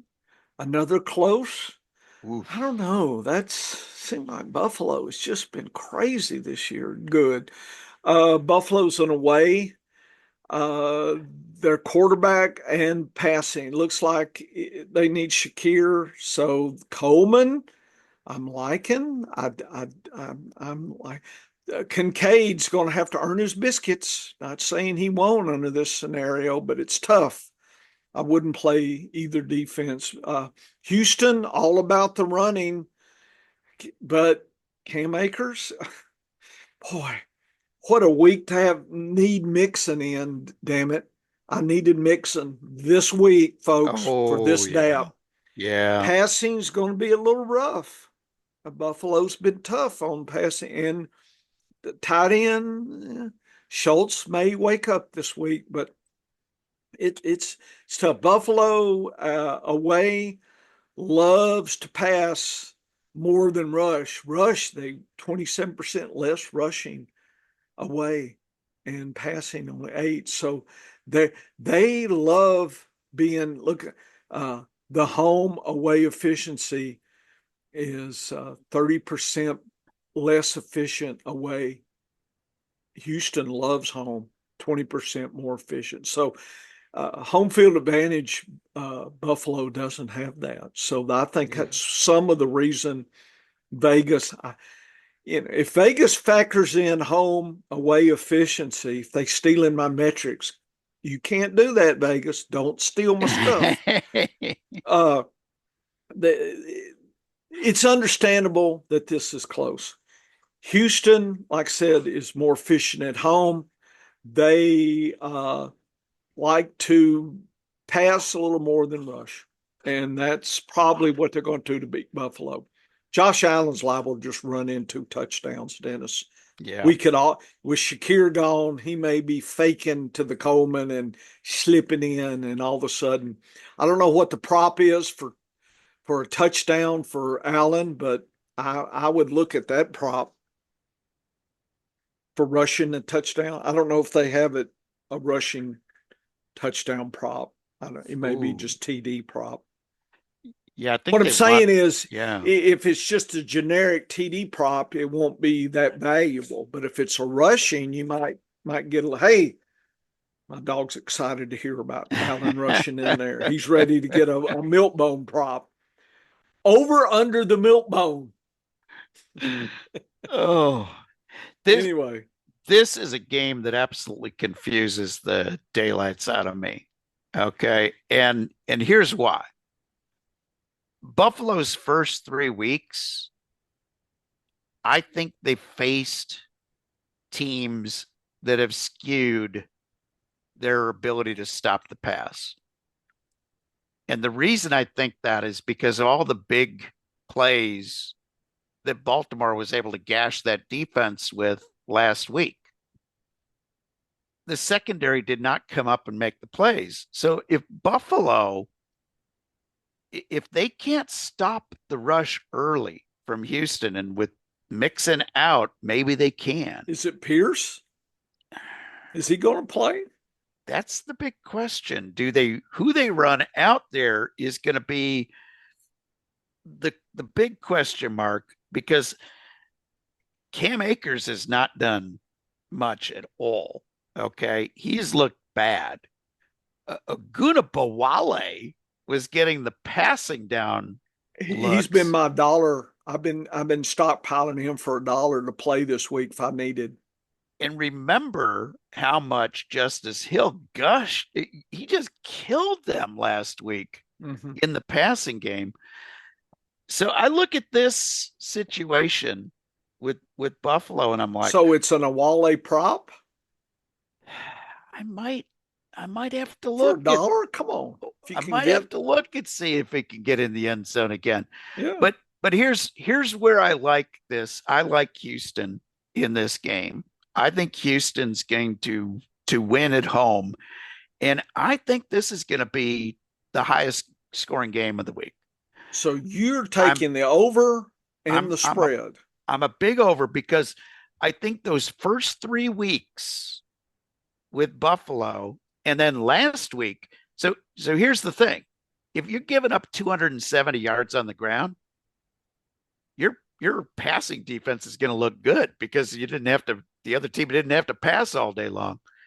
And in the first 3 games of the season, they played teams that have been struggling at times, including, Miami with Tua going down during that game. So I just look at this whole situation and I'm looking and saying Buffalo's defense is not as strong as the DAPs are showing. And Houston has a really good quarterback and a really good passing attack with both Diggs and Diggs in a big, I mean, talk about a game where he's going to want to shine against his old team. Oh yeah. And Tank Dell's going to be back for I've this got one. Diggs in an 80, so he's a wide receiver 2 type. Collins is a so my rankings this week, I like them as a 1 and a 2. So it's like a combination. So if you look at my rankings, and of course I loved Bixon. He's out. So Yeah. while yeah, I see it's a split between those two, Dennis, for the rushing. I don't think one dominates over the other. I think they're going to flip them back and forth depending on the situation. So a Wale is worth probably $1 play in a flex if you have nothing else this week. Yeah. And, if Pierce is back, he might get a shot. When I look at, when I see a situation like this, I then look at the roster and you say, who else could step up? Like Mixon's out, Akers looked bad. Yeah, I assumed Pierce was out. So if he does, if Pierce is out, then I think it's bound back and forth. Maybe. And Wale showed a little juice last week. Yeah, he did. But do they bring British Brooks off the bench and give him a chance? He hasn't done anything. Like Dennis, the crystal ball gets a little hazy with that kind of play. This is what I'm saying. He got 6 offensive snaps last week and 3 the week before. So while Akers was struggling, they still didn't go to this other guy. I mean, he's big man. He's 5'11", 225. So in the red zone, he could wake up as a rusher. But he's not getting any use. So I think that they trust Ogunabowale because he's a veteran. He's been doing this. Brooks is an undrafted free agent from North Carolina. Like he didn't even have a great college resume. If you look at it, he was okay, but caught on, made the team. And without Akers doing any good, maybe this is the week that Akers can step up and have a big week because Buffalo's rush defense was awful, but it was against Derrick Henry, Justice Hill, and Lamar Jackson. So this is a very tough game, very interesting game. The one thing I feel good about is taking Houston by the 1 or getting the 1 point. I think they'll win this game. I think Buffalo is coming in after being humbled last week against a good defense. I think Houston's defense is okay. They'll give them a little tough time. And if they get them behind the sticks, maybe they, but Josh Allen will score a lot of points. This is going to be Dennis, you've come full circle. This is one of those games. Just be aware. You're betting. Play everybody. As somebody who listening to you, you just came full circle with all that. I'm just be cautious on your betting. Scale back your bank. Okay. Yes. Okay. Scale it back. Don't go all in. Okay. Get enough to make you happy. Yeah. Yeah. After 2 really good weeks against the spread. Yeah. Weeks 1 and 3. Week 2, I was on vacation. Yeah. Weeks 1 and 3 did really good against the spread. Big winning records. Yeah. Last week, back to earth. A horrible week. So your mojo's a little off. My mojo is off, but my gut is telling me that Houston's overrated or Buffalo's overrated. Houston, but their defense hasn't really impressed me. So I think this is going to be a track meet. I think I wouldn't be surprised to see this as the highest scoring game in the mid to upper 50s. Nice. This week, which means you want to be playing as many guys from this team. The only guy I don't like is Kincaid. Um, Tough defensive matchup This there. year, though, if I had a tight end, I'm probably Yeah, having to play him. yeah, he's a low ceiling but okay floor guy for you. But I'm looking at this and I'm talking myself into playing Cam Akers one more time. Oh my I think goodness, Cam Akers will have Dennis, a shot in this Dennis, game. whew. Dennis, check. What are you drinking now? It's not Irish coffee, is it? Come on now. So early this morning, be spiking. Does your wife know? Darling, it's only medicinal whiskey. That Tennessee whiskey now. Come on, Dennis. Ooh, that would be good stuff. A little But Irish no, coffee. fire up all your offensive weapons in this game, folks. I think it's going to be a high scoring game. You want Okay. CJ Stroud, you want Josh Allen. Josh Allen's going to score 2 touchdowns on his own minimum. Probably you'll have a 3 or 4 touchdown game after a lousy game last week, and everybody got worried about his 9 point game. He will bounce back this week. So head on over. We're saving one game for the after show, by the way. Yeah. Guess which game we're saving for the after show. I don't know. Because you like Kansas City. Okay. We're actually going to pick 2 games. Okay. Be a surprise. For the after show. Okay. Yeah. But head on over to the sites of fantasyfootball.com. Check out the professor's data. I'm telling you, folks, his power rankings, his efficiency data, and this points per snap data. Look at the guys that have had 3 or more good weeks to start the season and go shopping and see, because if they get the snaps, they're going to get even more points.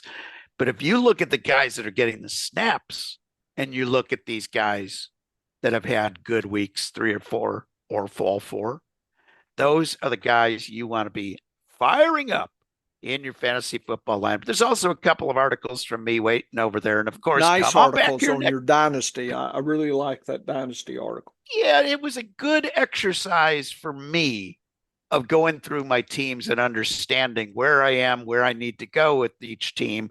And hopefully people will learn a little bit about a dynasty strategy of many that you can employ. And head on back here next week, next Wednesday, for another edition of the Science of Fantasy Football. Get to work, folks. All right, okay. Professor. I'm going to turn it over to you. Turn it over to you to host. Whoa. But we need to attack 2 games here. Okay, so we need to look at Packers Rams. Packers Rams at 49. I like that. Frisco, Arizona. Then or you want to do KC? New Orleans. Oh, Dennis, I cannot talk to you about my New Orleans Saints. This is mano a mano, our 2 teams.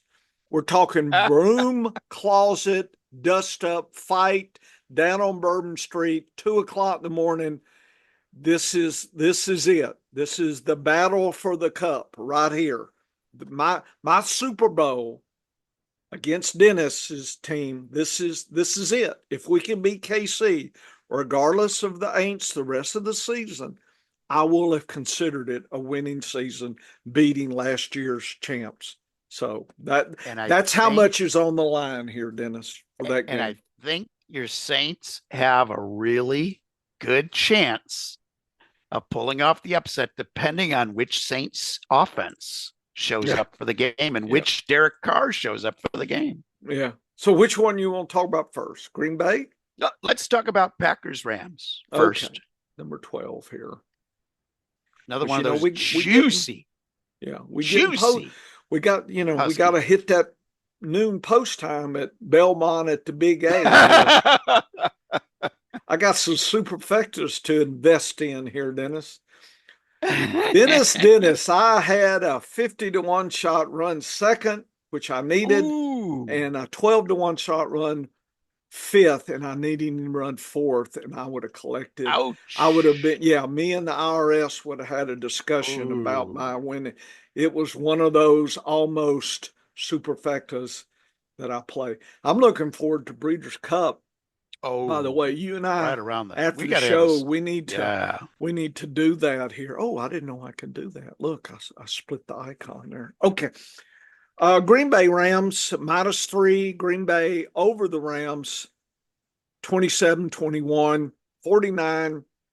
Green Bay, play them all day, everybody, all day long.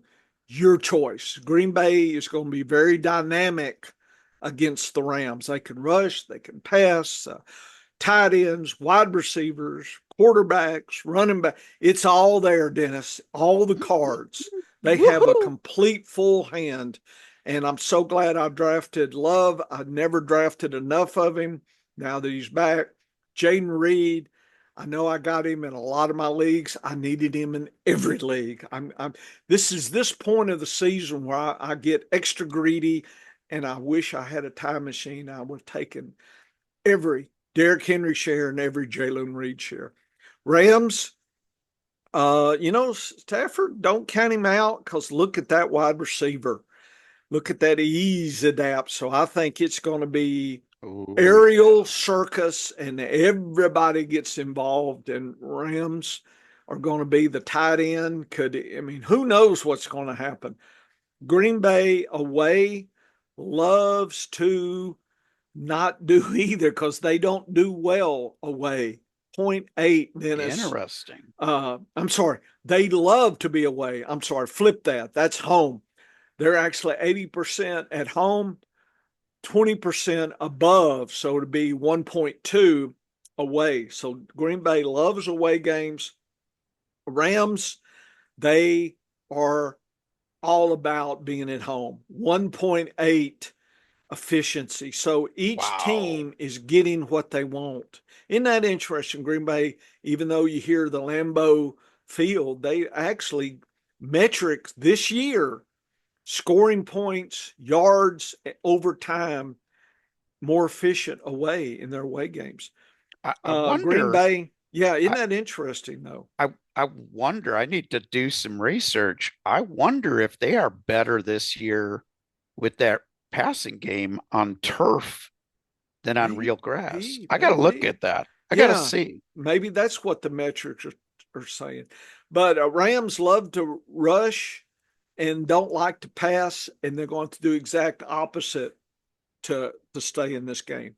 So they're going to have to fight their tendency. And I wonder, Dennis, is that a metric to chart? In other words, when a team is going up and they're having to fight their tendency, what's their Vegas average, make some money for us? Does that mean anything for the spread and over under? You see, Dennis, I got so many questions and so little time here. But anyway, I agree. Play them all, wheel the field. That's how I'm feeling very optimistic about all these players here. So, yeah, Oh gosh. Yeah, I agree with you 100%. You know, even Kyron Williams, you're firing him up all damn day. I'm I got him the at only 98.8, by the way. Yeah, the only guy I'm not sure about in this lineup. I mean, Yeah, I'd play him as the second quarterback in a super flex, but yeah. otherwise I'm not crazy about Stafford because I think the turnovers have kind of Stafford's yeah, taken him he's down my and a QB3. no rushing at all from him. Jordan Love, and here's a great situation or an interesting situation. 92, yeah, So it's one of the best for the week. Romeo Dobbs was missing from practice for 2 days. Yeah. They had to go to his house to make sure he was okay. Oh my goodness. And so Z is yeah, he's not going to play. yeah, that's too Christian bad. Watson isn't going to play. Bo And Melton, here we go. Poe Melton season. If There we go. you need a long, What's the prop for him?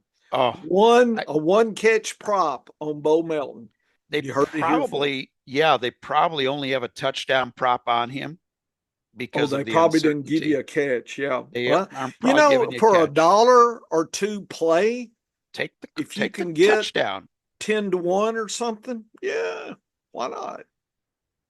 There's your play right there. Yeah, so I'm looking at they don't even post one for him, believe it or Yeah. not. What They're the not hell? posting a touchdown prop for him. Too bad. Yeah, so that's any There's the secret sauce right there. nope, not posting I a bet you single prop mine. for him I bet anywhere you. on my app. I bet I could find one. I bet you will. I bet I will. Tucker Craft has been Oh yeah, really good all this night. season. Yep. And Daps say yes. Wicks is going to Yep. be doing well. Yep. And of course, Yep. Jaden Reed, you're going to have Josh Jacobs out there. Yep. You are firing up all of your Green Bay Packers. You are firing up all your Except for the Rams. D. I'm afraid of. I would. There's other D's to play.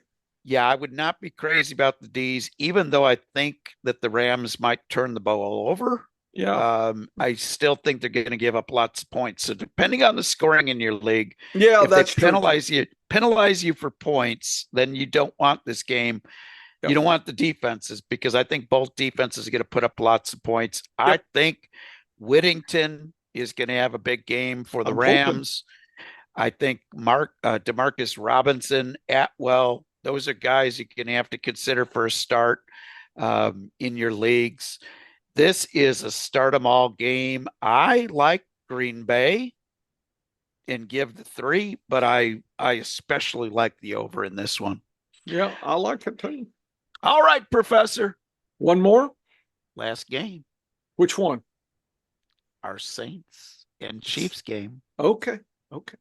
It's the grudge match. The San Francisco, Arizona, it's going to be interesting. I will say 32-18. That game, play everybody in San Francisco, 50 point. That's how the Vegas says that. Oh, yeah. Yeah. That's a good call. Yeah. That's how they're, you got to play the San Francisco. Just not sure what 32. to do with Ayuk yet, but you gotta keep Dennis, running them out there. we could look at the scoring, and folks, if you want to take a look at the scoring, my dog's excited. He's heard the Saints, Dennis. I got him trained. I got him trained. Here we go. Monday night. This is my Super Bowl. Does he put the bag on his face yet? He does. He do the ain'ts things? It's he barks out the ain'ts. Yes, he does. When I put on my Saints jacket, I'm gonna break out my lucky Saints jersey. Dennis, do you know who is on my Saints jersey? It's got to be Reggie Bush. Yes, I've got the Reggie Bush. Bush, that's my last name. Woo woo. Me and Reggie, we're probably kin somewhere down the road. Somewhere. Come on, Reggie. I know we are. Third cousins. Deep. Okay. Third cousin. Yeah. We got that same pioneer blood in us, something here. So 27-16, Saints have no shot according to Vegas. 43, it's not going to be competitive at all.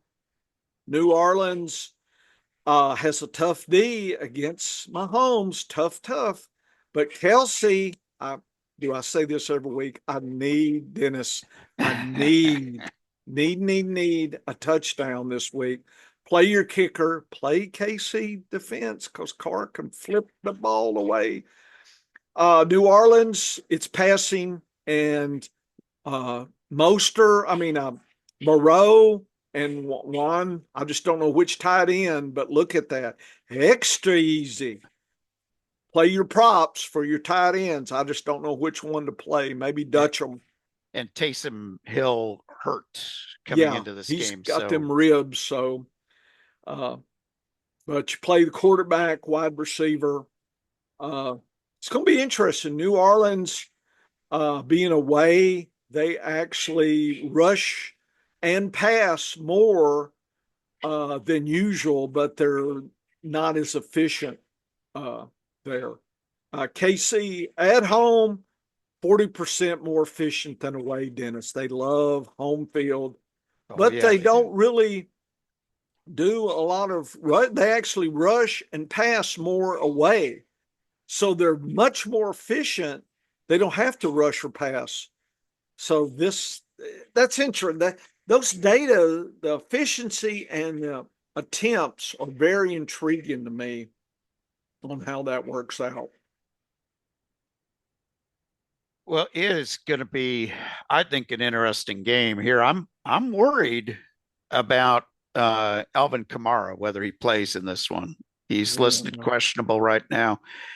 If he doesn't play, I've got Williams, and I know who else is there. Miller, Jordan Mims would Mims, be sitting but there on the isn't there one bench. on the IR just coming off? Kendra Miller will Yeah, be coming Miller. off next week. So Oh, next week. Okay. next week he's not eligible this week. I'm So picking him up for $1 in a few weeks. yeah, he looks like he is going to be ready to come back week 5 if needed. Um, here's my prediction for the game here, Professor. Yeah. 5.5 is too many points on the spread. You think New Orleans keeps it closer? New Orleans keeps it closer because New Orleans has just play, that kind of grind them out football game. And I'm not so sure how the Chiefs are going to react to that. I think they will be able to win the game, but I think it's coming down to 2 or 3 points. And I like the under in this one as well. I think the first full week without Rashee Rice, where they're not going to have him out there. You don't again think they're this going week. that Juju's going to pick it up? I think enough of the slack. Somebody's going to have to pick it up, whether it's Juju, whether it's Watson, whether it's both, whether it's Gray. Somebody will pick up the slack. They won't lose this game, but they are going to have to work at winning this one. The Saints are a pretty solid defense. They've given up some silly points and silly drives to lose games, but the Saints look tough to me, and I think they'll play to Kansas City's strength, where I don't think Kansas City will be able to run all day on them, and I think they're going to have to be very efficient on offense. They're not going to be able to turn the ball over. I think Kareem Hunt's going to be fed the ball early and often, because I think the Chiefs are just going to try to shorten this game and keep it close and keep a lead. I think they'll play from the lead, and I think they will. I think it's going to be underachieving on the score. I would expect the Chiefs to be right around 20, and I'd expect New Orleans to be in the upper teens. So I think this is a 3-point game.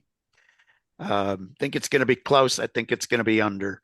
And I'm a little worried about this game. This is kind of that situation for the Chiefs going into a bye week next week.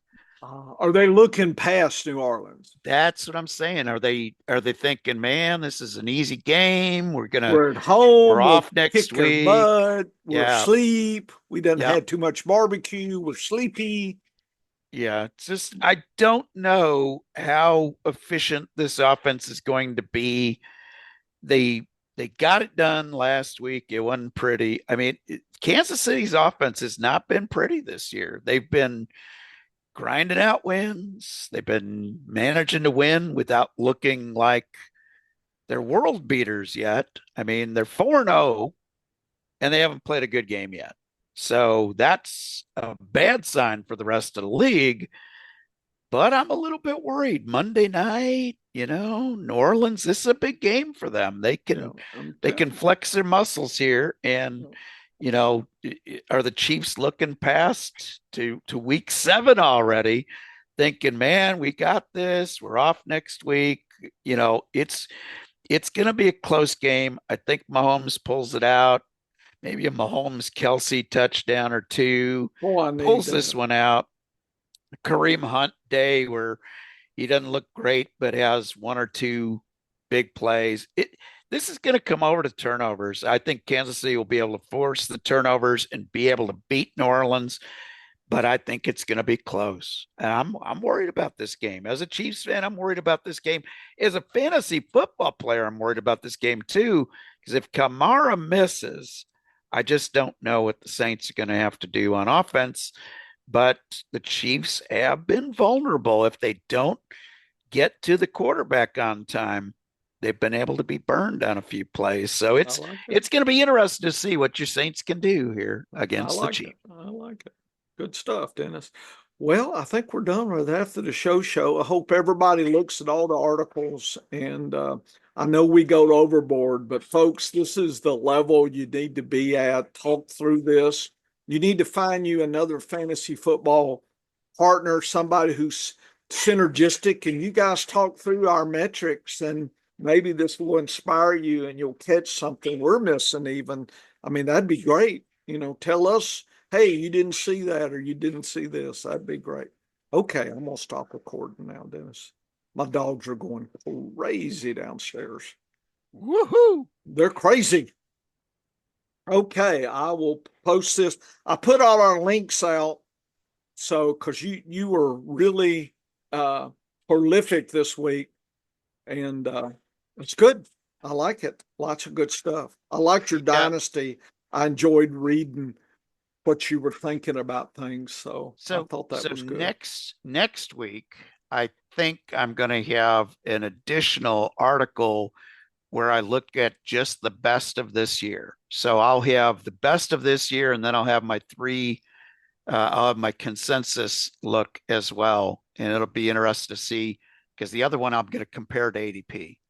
Yeah, So having it's good. fun, my man, having fun. It's I'm great. uh I'm And enjoying my a little break in the action here at the station allows me to good, concentrate a little more, so I'm good. enjoying it. Well, enjoy your unbirthday and have fun today. We're probably going to go out. I don't know what we're going. We're going to eat something. I don't know. We're going out tonight, so I don't know There what you it go. is. I Well, don't I will know. get this turned around here pretty quick here so you Okay. can do it while I'll you're be doing your superfectas. yeah, I will be trying to make a little trying to fatten my bankroll for Breeders' Cup. So now's the time. There you go. Stockpile, hit your over unders, Dennis, and get your bankroll ready to go. Let's get serious. I The love it. Tories going to have a time, isn't it? In Oh man, yeah. Delmar this year, I think it is Yep. Breeders' Cup. Yep. Oh, The and Tory is just he loves that track. yeah. So he's going to be jumping off them horses. So it's going to be interested. There's going to be some Adrian O'Brien, I'm sure, is going to be bringing some in. So it's going to Yep. be really good times on the turf. I'm Applegate looking will have forward. his. Yeah. I'm looking forward to all the Breeders' Cup action. I sure Will be am this fun, year. man. Will be Yeah, fun. we'll do something. I don't know what we'll do, but we'll do something on that. Sounds good, Professor. Okay, we will talk to you later. Let me